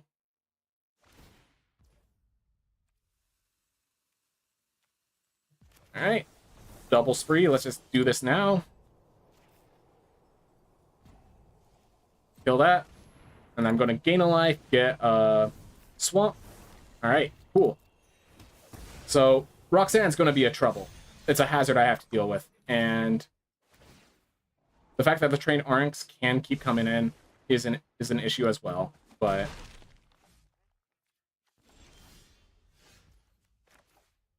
Badlands Revival. Bring back, yeah, not worthwhile. I think the Hollow Marauder is more worthwhile to bring back. Let's try to force them into chumping the Hollow Marauder now. Get that value early. Yep. And that is generally the correct play. I'm going to get back this and this into my hand. And then, yep, I gain 2 life. I make them discard their card. And making them discard the card gets me a land. So yeah, like, that's pretty nice situation to be in. If a creature died this turn, give them a 3/2 they want to kill. I think that's perfectly fine. So yeah, Roxanne, if you attack, you get more mana. I have plenty of creatures, more than happy to trade with you. Alright, no attacks. I'm happy with that. Let's pump here. Let's attack for 8. Or 1, 2, 3, 4, 5, 6, 7, 8, 9, 10, 11.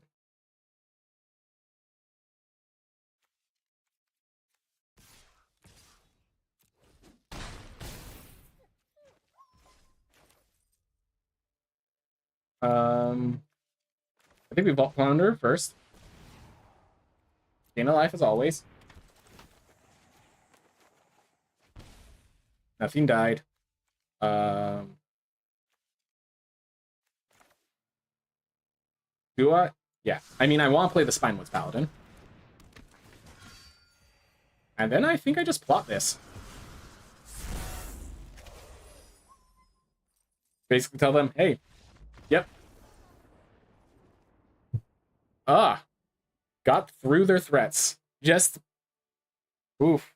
We are the ramp. We are the ramp. We get to the late game, and that's where our opponent can do nothing, and we can do everything. Oof. Not always easy. Not always easy. So, one of the things about sealed is because you get a larger quantity of cards, but you get less in each color. You're very much kind of dependent. Like, you can't really build an on-curve deck as much as you'd want to. Alright. If my opponent mulligans, I think I will mulligan. Otherwise, I will keep. This technically does have Vault Plunder. That is plenty of draws. Yep. They kept, I have to keep. Where's my howdy? Howdy. Respond to a hello with a howdy. Or a nice wave. We're going to keep this. More surprise is card advantage. We do not want to use it just without anything to hit with it. We're hoping we use these reanimates well. I might use my reanimate just to... Alright, so my opponent's currently mono black as well. But luckily, I have a little bit of green in me. We have 5 lands now, so we will eventually get to our Gigapede. That's great. I will happily trade my Vault Plunder for your Raven of Ill Omens. And I will play Mourner Surprise to get it back and grab myself an Ankle Biter along the way. Alright, not happening, I see. This thing has Menace, and it has too much attack for me to attack in safely. Do I just Mourner Surprise anyways? Nah. I think they're going to be shocked that I happily double block the Boneyard Desecrator.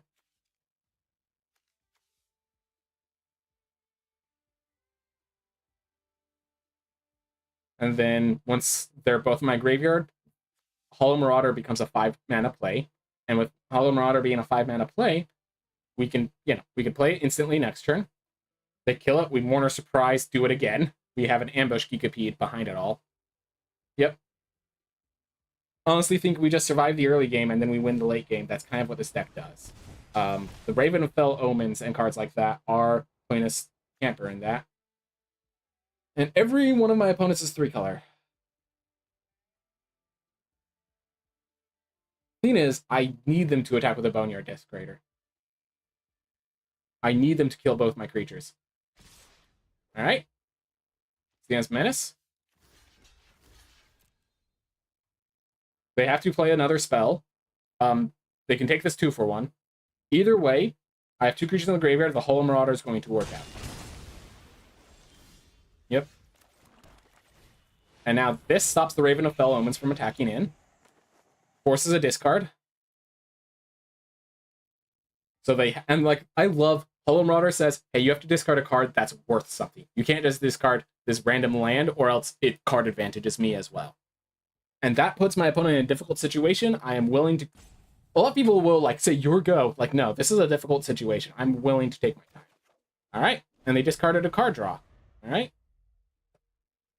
And I now have a Blooming Marsh. I'm not sure if I want to reanimate my Ambush Gigapede or my Hollow Marauder, because I do lose health on the reanimate. That's why I want.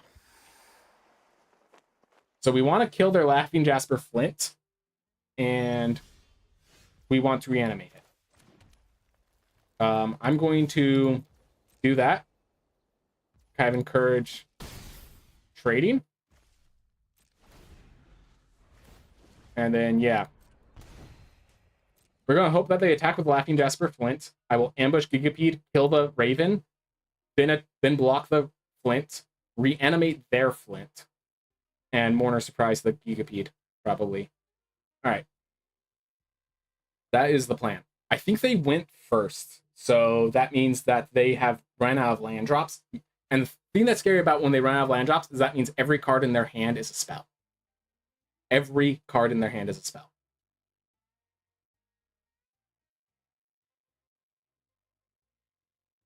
If they don't do anything, I will just ambush Gigapede the Raven and just swing in for damage.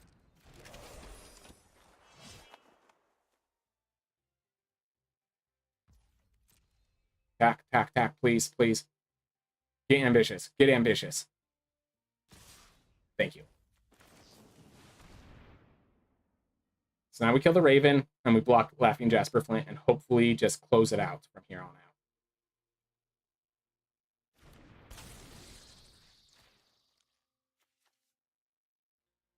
Kill the Raven, block their Jasper Flint. This does not have menace. Good. All right. It feels like they have some sort of trick, but I have to force them to use it. This all just stops.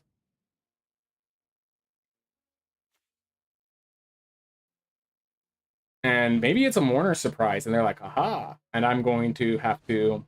Yep. So I have to kill it again later. Alright. So I can't reanimate a card that's not in the grave. So I think I'm going to attack with Hollow Marauder and kind of force that situation again. I believe I can Mourner Surprise and play Hollow Marauder because of the creatures in my grave.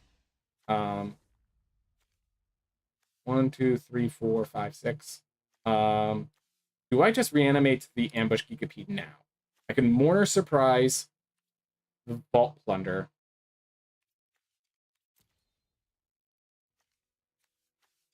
Okay, so if I Mourner Surprise the Gigapede, 1, 2, 3, 4, 5, I don't have enough to play it. But I can just Voracious Farm it and basically set myself up for another devastating churn. Or I can grab the Vault Plunder, start playing aggressive. All right, I think this is the plan. I'm going to reanimate the Vault Plunder for card draw. Basically, apply a lot of pressure. Then on my next turn, I can attack with... I can basically attack with everything. If they block with Laughing Jasper Flint, I can reanimate my Ambush Gigapede to give it the last bits of damage. Otherwise, I have 3-1. I can use the Mercenary to bump this into a 3-2. I can still put them in bad spots. The Ancient Cornucopia allows me to gain life, so we have options there. But that Laughing Jasper Flint has to go.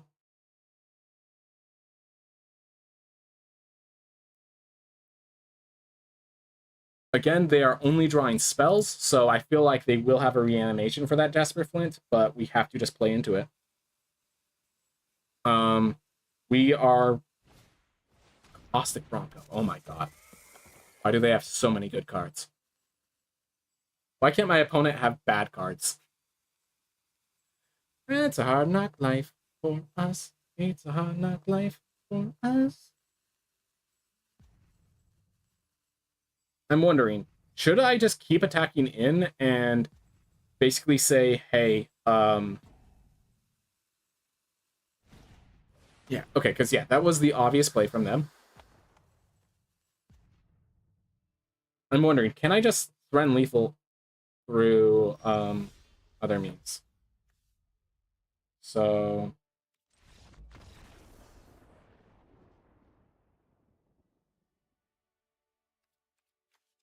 What?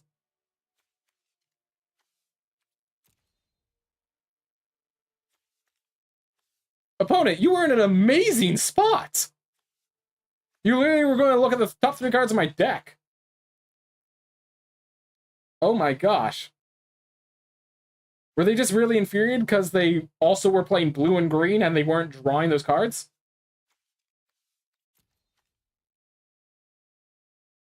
Why would you give up there? Block. Block, block, block, block. You leave Laughing Jasper Flint completely unharmed.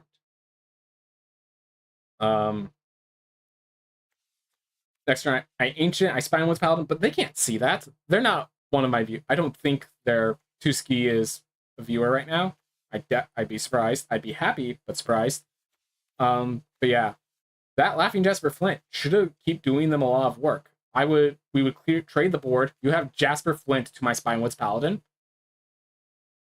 And like, yeah, I can reanimate, but what am I going to reanimate that beats Laughing Jasper Flint? I can't afford the health on Marauder, I don't think. Yeah. Why did my opponents concede? I think my opponent literally just ran out of time for some sort of personal theme. That's my only explanation. All right. So worth knowing, we just got over the first hurdle. 2-3. You notice that this is a difference of 600 gems. So yeah, gain 3 wins is very important. 6 wins is the next big jump. It's when we break even. So we're hoping for 6 wins, but we got past the first hurdle, and I am happy. Worth noting, the draft paid for our sealed, and now the sealed hopefully will pay for our draft. So we'll break even, and we'll get net a ton of cards in the process. All right. I do think once we finish this sealed draft, this sealed system, I am going to be stopping the stream. But until then.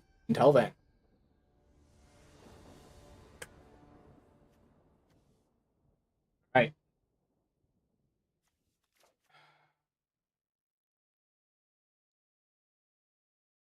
I need to draw a lot of land. It does have a 3-drop. It does have a 4-drop. It has a 5-drop. It has 2, 3, 4, 5.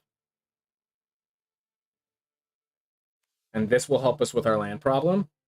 But I have 3 shots at a land.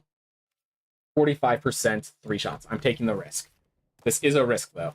I just don't think we can last too long if we're making trades too often, basically.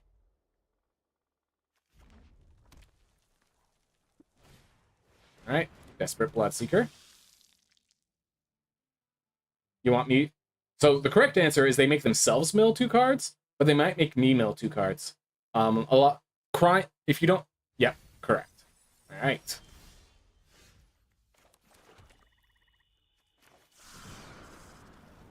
Block this, and we have 1 more draw at a land. So I'm not going to attack. The Desperate Bloodseeker always will give them more life.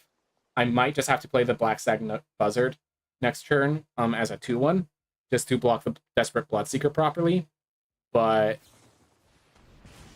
wow. Okay, so at least we ate a Thunder Salvo, but we have a 47%. We have to get the land. Okay, thank goodness.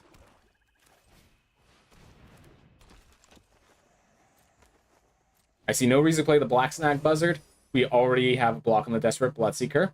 And if we don't, then if they attack, ooh, Lotus Rain, creature gets +3/+3 vigilance at sacrifice at 3 mana, and it has indestructible itself.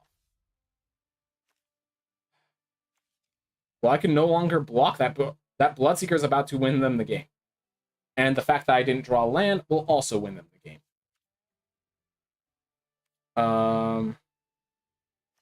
+3/+3 and vigilance. So I'm going to attack the 1 shot I have. And I'm at least going to keep it all to 1 creature, so that if I draw a land, they haven't played any more tempo. But I need to draw a land again. I'm once again asking for a land. So yeah, this forces them to have to do that. The fact that this thing is an indestructible... Yeah, I can't exile it. That card's going to just obliterate me. Yeah, that Lotus Ring, that's a good card in Limited. So now they gain 5 life. They attack with a 5/5 lifelinker. And yeah, there's no point in me blocking. This is still, if I kill it, they just make the next creature big. We are both screwed on lands, so at least I have that. All right. Do I just kill it? I think I kill it while they can't use anything with that 3 mana. And it will ramp me to my Spinewoods Paladin naturally.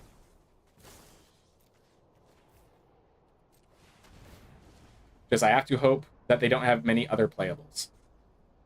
Doesn't matter if they sacrifice to add 3 mana of any one color. I doubt they can use that mana for anything. The crime has already been committed. So, yep. So they add 3 black to do what? Precisely. So they counter the spell, but I did that spell to make sure you had to counter it. All right. Now, if you play a creature, if I could get a land, I could ambush Gigapede it. And that will draw me... Ooh! If I have ambush Gigapede up, I can actually wait for them to try to equip. And as they do the equip... Awesome. So I'm going to offer the trade.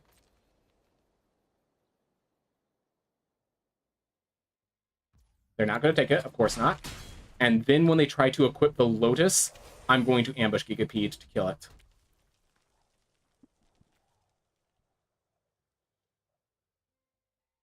Come on.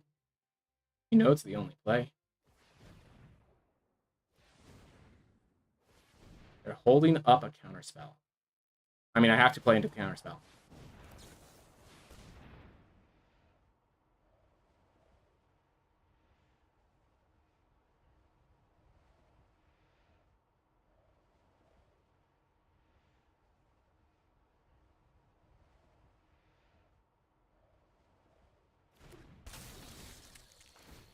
Yep, commits a crime. And yeah, if they don't have a response here, that's game.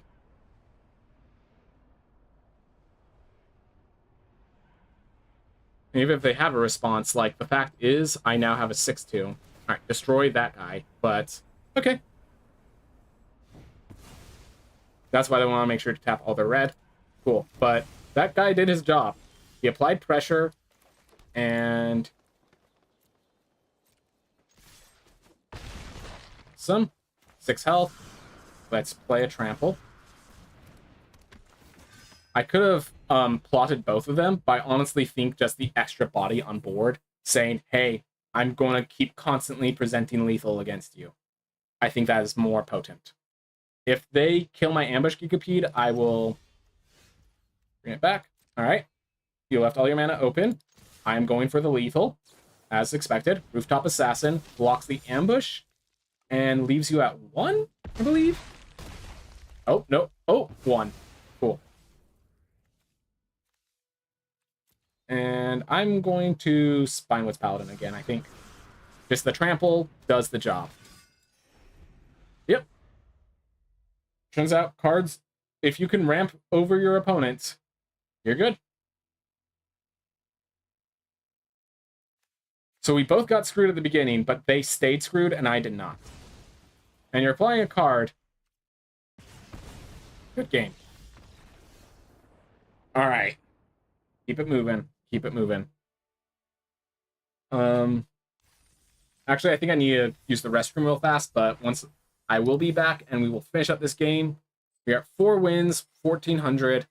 So 6 wins is when it gets big. But, yep. Give me a sec.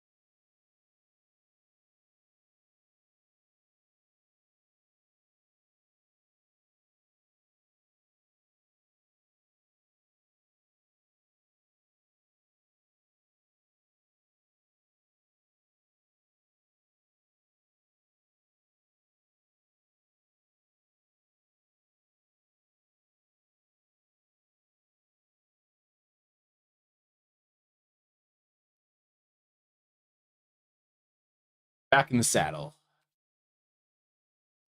All right, we're at 4 wins. We have a nice little Golgari control deck to finish this off. We've already broken even. Jovial. Quite jovial. All right. 3 lands, Inklebiter into Free Strider Lookout. Yep. Another land, let's plot Spinewoods. Yeah, I think definitely I will state the bottom end has been coming for us. We do not have many cheap creatures, and yet we've had Inklebiter or Free Strider Lookout just about every game. We have been getting lucky in that sense. And that one time they played a card like Seraphic Sea that that was like die now or forever hold our peace. We drew the throw from the saddle along with the creature. So, all right, now cast their Greenblade, get themselves a desert, so it's a 3/4.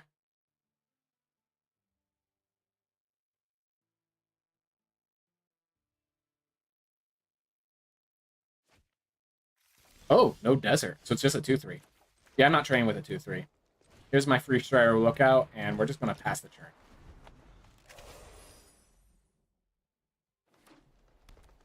And I'm going to trade with a Free Strider if they offer it. Oh my god. 2 food tokens, 1 attack, sacrifice among them into your hand. Okay. So this is win the game powerhouse. So I am saving my Inklebiter to prevent that from attacking.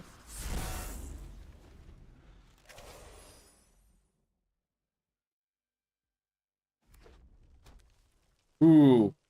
I mean, it looks bad, but I think my deck has enough late game that I will make it through.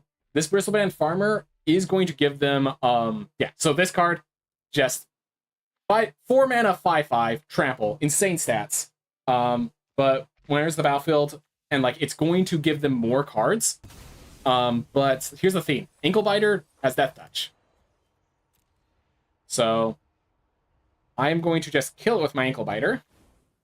And then I'm going to have, if they kill my Free Strider Lookout as well, I can play Badlands Revival and bring back the Free Strider and the Inklebiter to my hand. Otherwise, I just save it. I have Spinewoods Paladin. I'm holding up 5 mana, which is terrifying for opponents. Luckily, yeah, Inklebiter having Death Touch really makes that less significant. 6/5 is terrifying. No denying that. Badlands Revival doesn't make sense when I have 1 card in hand. I don't need the 4/3 right now. So I'm just going to plot this. Yeah, Death Touch is insane. Yes, it is. There's a reason that this little 1-drop is in every deck it can be in. Not in Constructed doesn't make it because people will just like, oh, incidentally peen it for 1 while I'm doing other things. But yeah. Next turn I will be happily swinging in, which will warn them of the Ambush Gigapede. Well, actually, the Cactarantula, if I use the Ambush Gigapede, they will draw a card off of it, so... But they're thinking of throwing from the saddle right now. Which means I will probably just Badlands Revival the Spinewoods Paladin, and... Alright, I will accept the trade. I will accept your trade. Will you offer it freely? All right, now you have a combat no combat trait. All right, plots the Liberator. No problems with that. I will have an Ambush Gigapede at the ready next turn. Or I could just Ambush Gigapede now.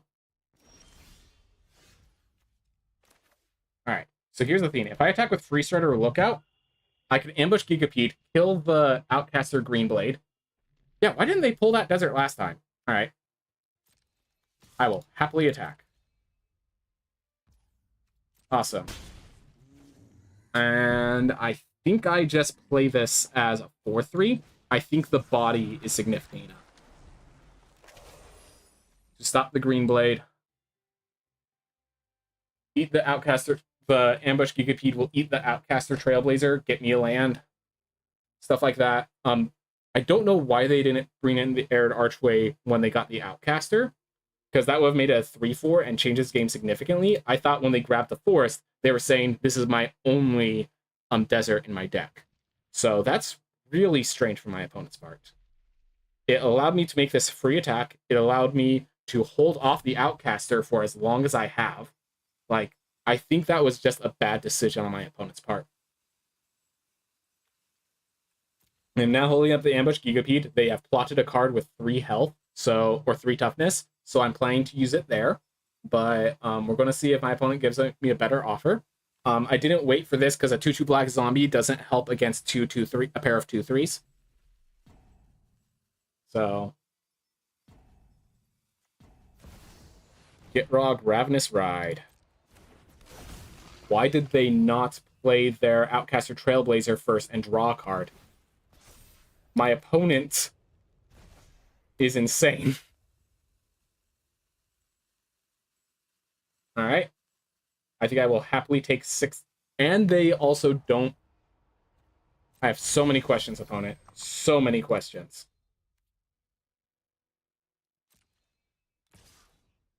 All right, so here's the option. I can shrink it, and then it'll be a 4/3. I can trade with a Rictus Robber.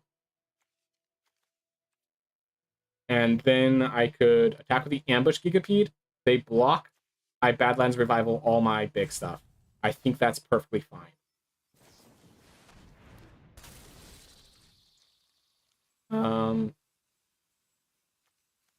Ooh. Other tactic. I'm going to shrink this one. And then block here. So I take more damage from this. But if they make the mistake of sacking their Patient Naturalist, they gain no card advantage. None at all.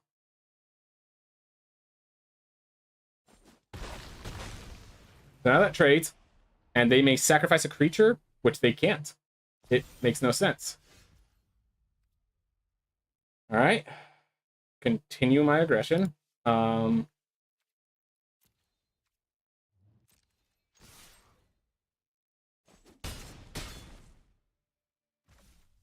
I think I'm going to Mourner Surprise the Ambush Gigapede.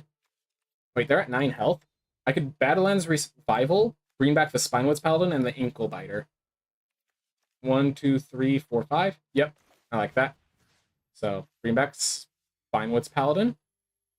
And I'm going to put the Ambush Gigapede back in my hand, actually. And then I'm plotting this. Awesome.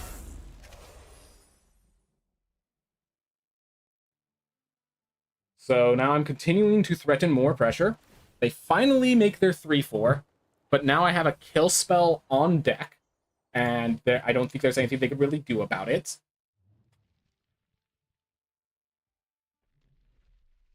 I'm constantly applying pressure. If they play their Outcaster Trailblazer, it now dies. I don't know why they didn't draw a card off of Gitrog with it. My opponent's making my opponent has a lot of cards. They have 4, 5, 6, 7, effectively. Okay, this is why. They were waiting for Terror of the Peaks. Got it. This explains everything. I want to be clear. This explains absolutely everything. Because they were trying to get a good turn with Terror of the Peaks to just win the game off of this. Because Terror of the Peaks is another mythic that whenever a creature enters the battlefield under their control, it deals damage to anything else. So he's going to use this and start just chipping down my entire creature base. So yeah, now this deals a 1/1, deals 1 to my face. Then it's going to make a 3/3 when it comes to play, and it's going to shoot down my Rictus Robber, and game's over. Yeah. Nope. I now understand why my opponent was waiting to play those cards. How do I get back in this game? Cactarantula is a start. Rictus Robber always swings in. I need to get lethal somehow.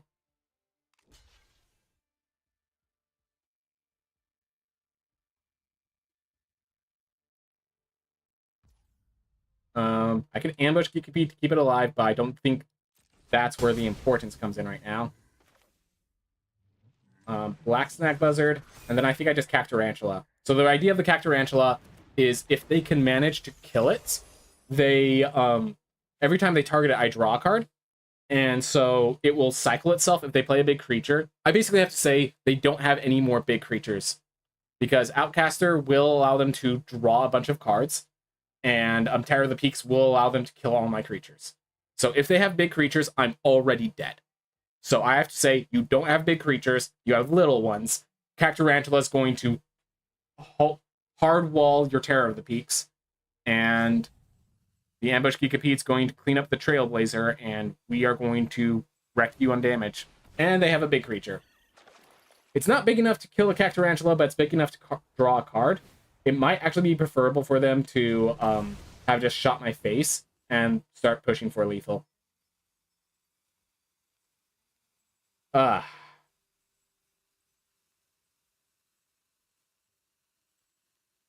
they have a kill spell, I think the game just ends right this turn. 5, 6, 7, 8, 9, 10, 11, 12, 13, 14, 15. Yep. Wait, that was the wrong...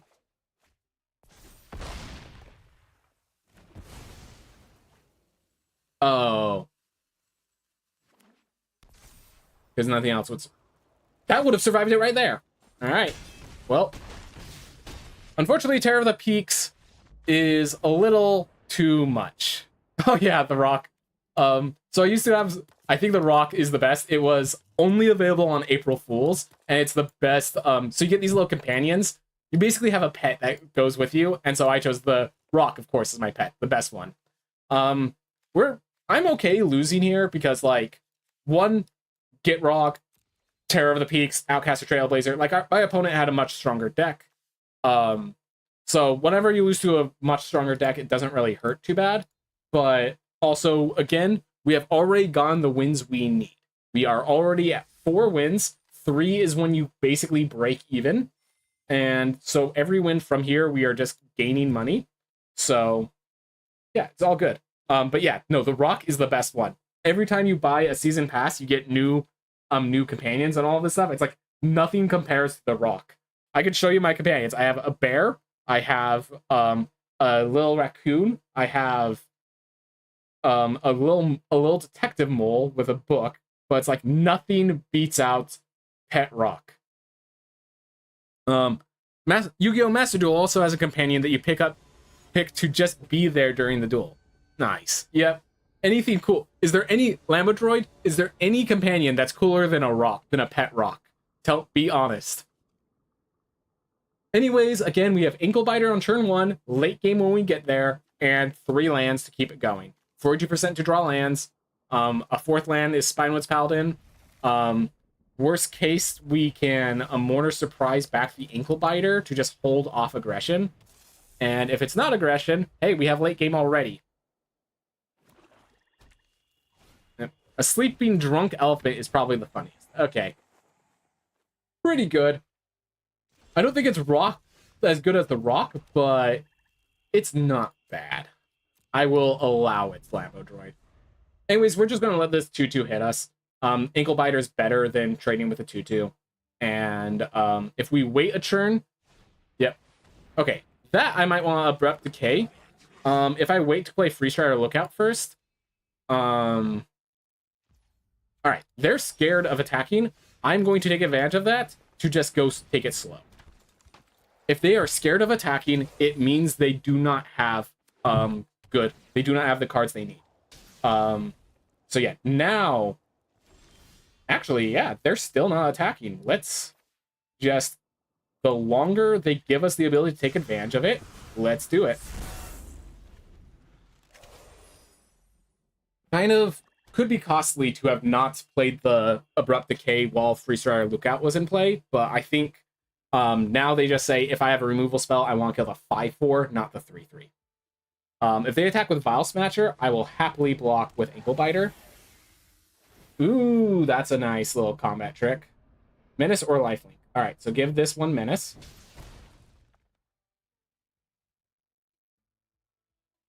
If you attack, I still kill it. Yep, that's what I thought. Alright.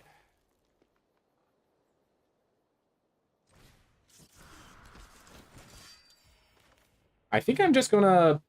It's time to trade in the Free Strider for some damage.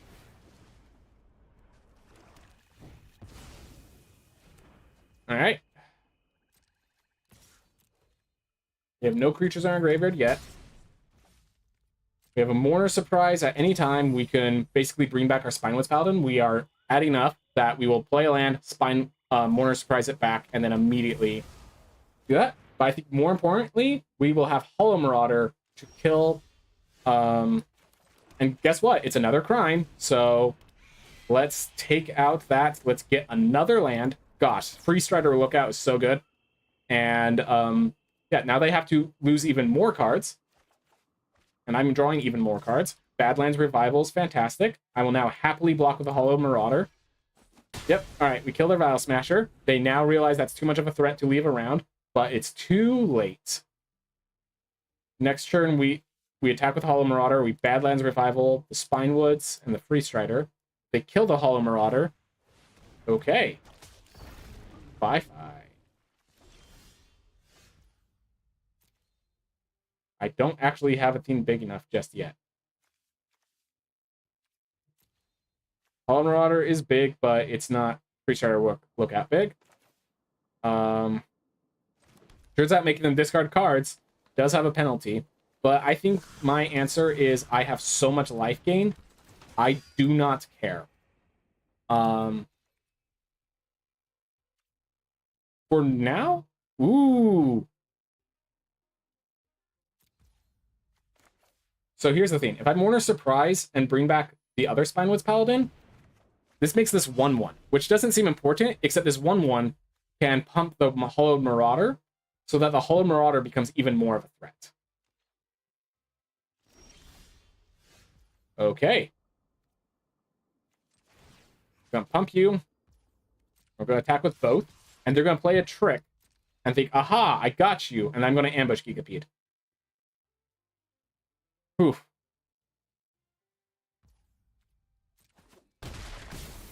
All right. 7-24.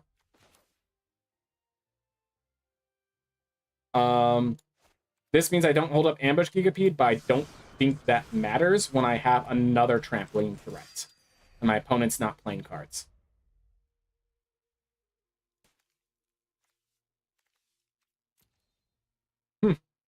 Yep, the Steenerback Terror, unfortunately, you need to keep being on the tempo, and I'm the one on the...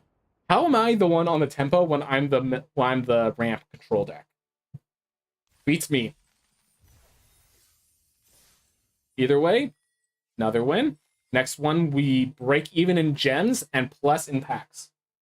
And by getting 7 wins in the draft, we have actually gone positive on gems today, even though we spent gems. Which is fantastic.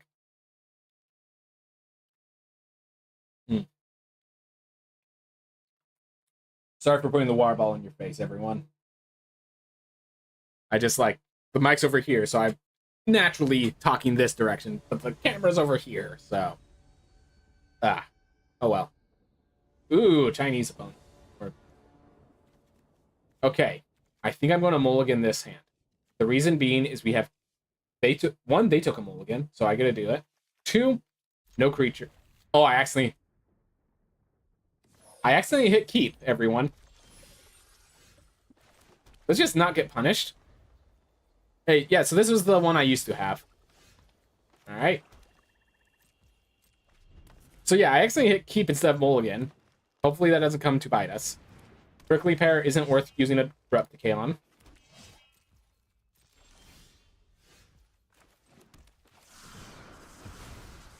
Alright, so next turn I could play Rictus, throw from the saddle one theme, throw from the saddle another. Yeah, so I could throw from the saddle the Quill Charger and hold up Abrupt Decay. I think that's my plan. If a creature died this turn. Alternatively, I can Abrupt Decay, kill the 2/2. Let's see. Do I win the late game? I think the answer is yes. And they already... So it's always trading card for a card. This will give me a 2/2. So is killing this Prickly Pear worth the 2/2? I think the answer is yes. So yeah, and it's 3 or less, so I can't kill the Quill Charger. Creature died this turn, get a 2/2. And then immediately throw this from the saddle. There we are. Alright. Ooh, Roxanne's tough. But that's why we have 2 throw from the saddles.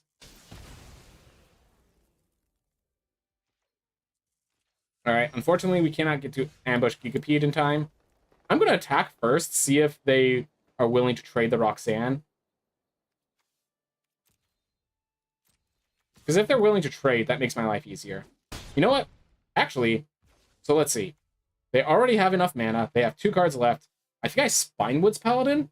And then next turn, I can do all my tricks. Because, like, I am threatening a lot. The Roxanne is very powerful, no denying that. But the thing about Roxanne that makes it powerful is its ramp after you've ramped. It basically, most ramp brings you from like 3 to 5 or 6. This brings you from 5 or 6 to 10 or 11. That's the power of Roxanne. Alright. So yeah, if they don't have any more plays this turn. Yep. So they're dealing 6 damage to my face. I allow it. They do have 5 mana up for stuff. But we are going to throw from the saddle. And I think we turn this to a 5/4 so they can't easily trade anywhere. Creature I control, target creature I don't control. And now we return the favor. We are winning the race. And yeah, while we're at it, let's just hold up kill spell for all your land mana fixing. So my opponent has all the mana in the world. The question is, can they do anything with it?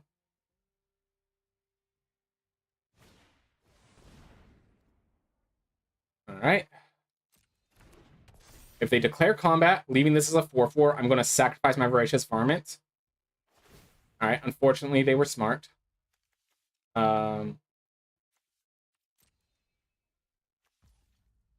Yeah, so unfortunately, they're going to attack no matter what. The Voracious Varmint makes no difference here.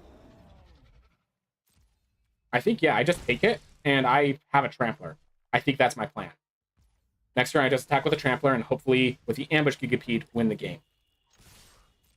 So, 5 damage comes from Trample. Alright. So, then Surprise Ambush Gigapede. I think I protect the Rictus Robber. And put them at 1. Now I have a 6/2.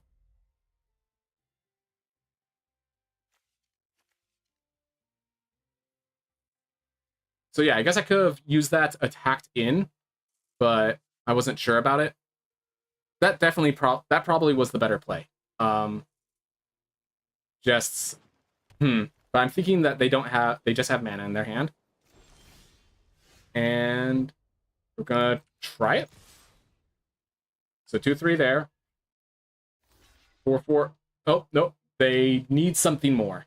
Because that trample is going to deal that last point of damage. Woo! Cool.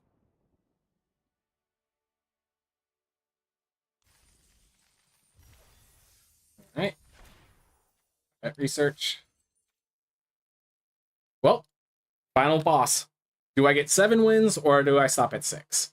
Final boss is basically, no matter what, this is the last game. If I die to it, that means I'm at 3 losses, the run ends. If I beat it, I go to 7 wins, that's max wins, the run ends. So, yeah. Fun little theme. So funny, I was so doubtful of, like, not putting any of my white removal spells. And, like, everyone was going 3 color, and then here I am going 2 color. It matters. Alright, going first. I have a 2-drop, I have a kill spell, and I have a 4-drop. Ooh, big glowy dragon, blinding everyone with its presence. Well, guess what I have? Rock. You can't see me. Anyways, I think Voracious Varmint's gonna do some work. All right. That's fine. I will leave you in play as I attack with my 2/2. I'll play Free Strider Lookout. And do you have removal? Because if not, I'm throwing from the saddle and killing Vile Smasher probably. Depends on what is better, killing Vile Smasher or plotting Spinewoods. Depends on if they kill this Free Strider. Depends on a lot of things. They have Murder open. And because they have Murder open, we are not going to play a kill spell into open mana.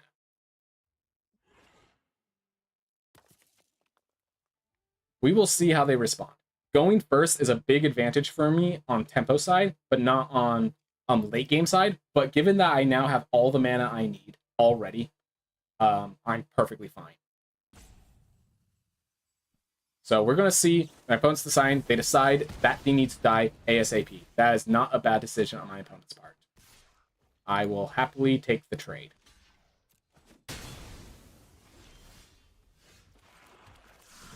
And I plot out a much bigger threat. And yeah, basically Vile Smasher would be a lot more power in the race than Voracious Varmint can do in return. The power of Voracious Varmint is it gets to race a little and be a haste threat. Or, yeah, be a vigilant threat.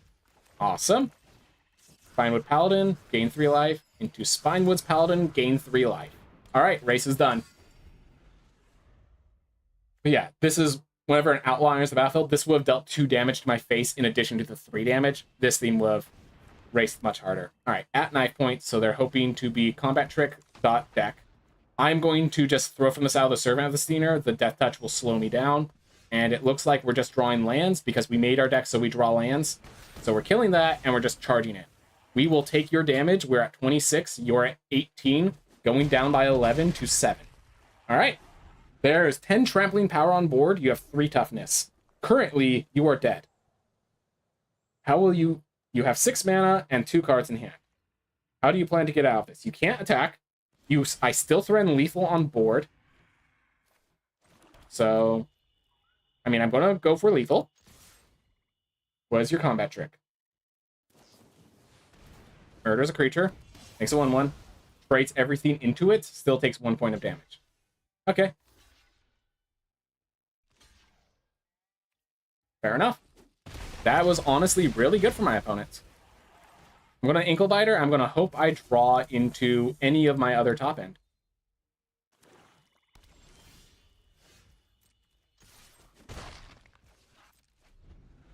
You know, there is a 4 mana make me discard card, so I might have just wanted to play my Swamp.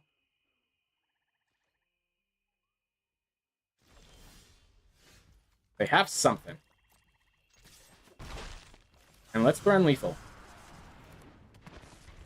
Alright.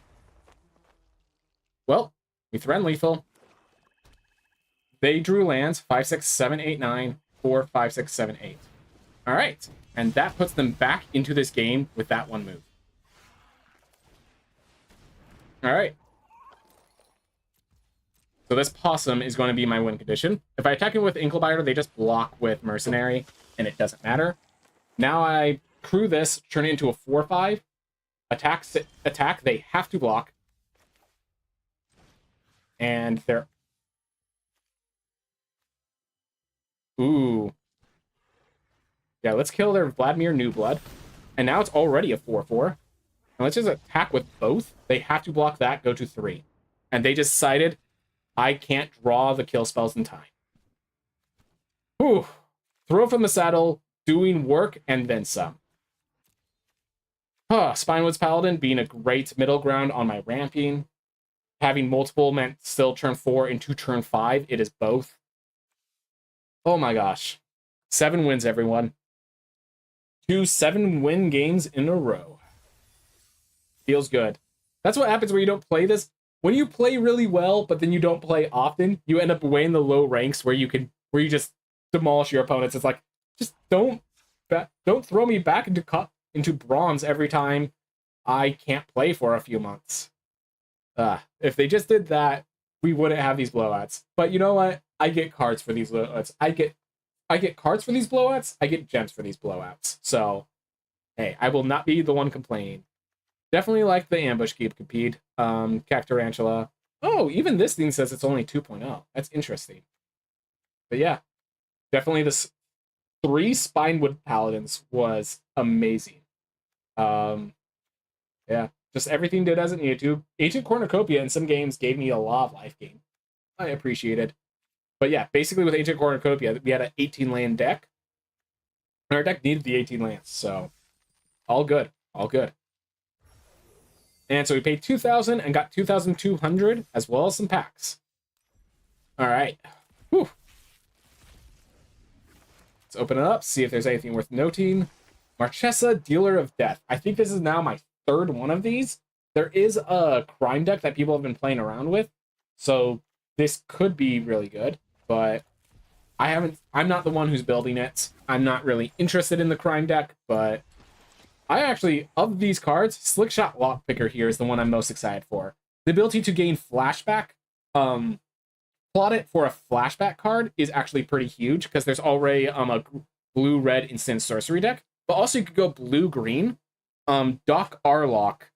My idea is there's an adventure deck. You can use this to allow you to cast adventure cards. Flashback, you cast it for its flashback cost, then exile it. But if you flashback an adventure, you exile it anyways, and the adventure overlaps. It's a complicated process to say this becomes a huge value engine with a card called Doc Arlock. And so I think this one might be seeing some play in the future. If we could just figure out if it's just a question of is it good enough. Right now it's not. Decisive Denial, I was going to say, would be great for that deck, but I realized it's the bonus sheet. It's not in this set.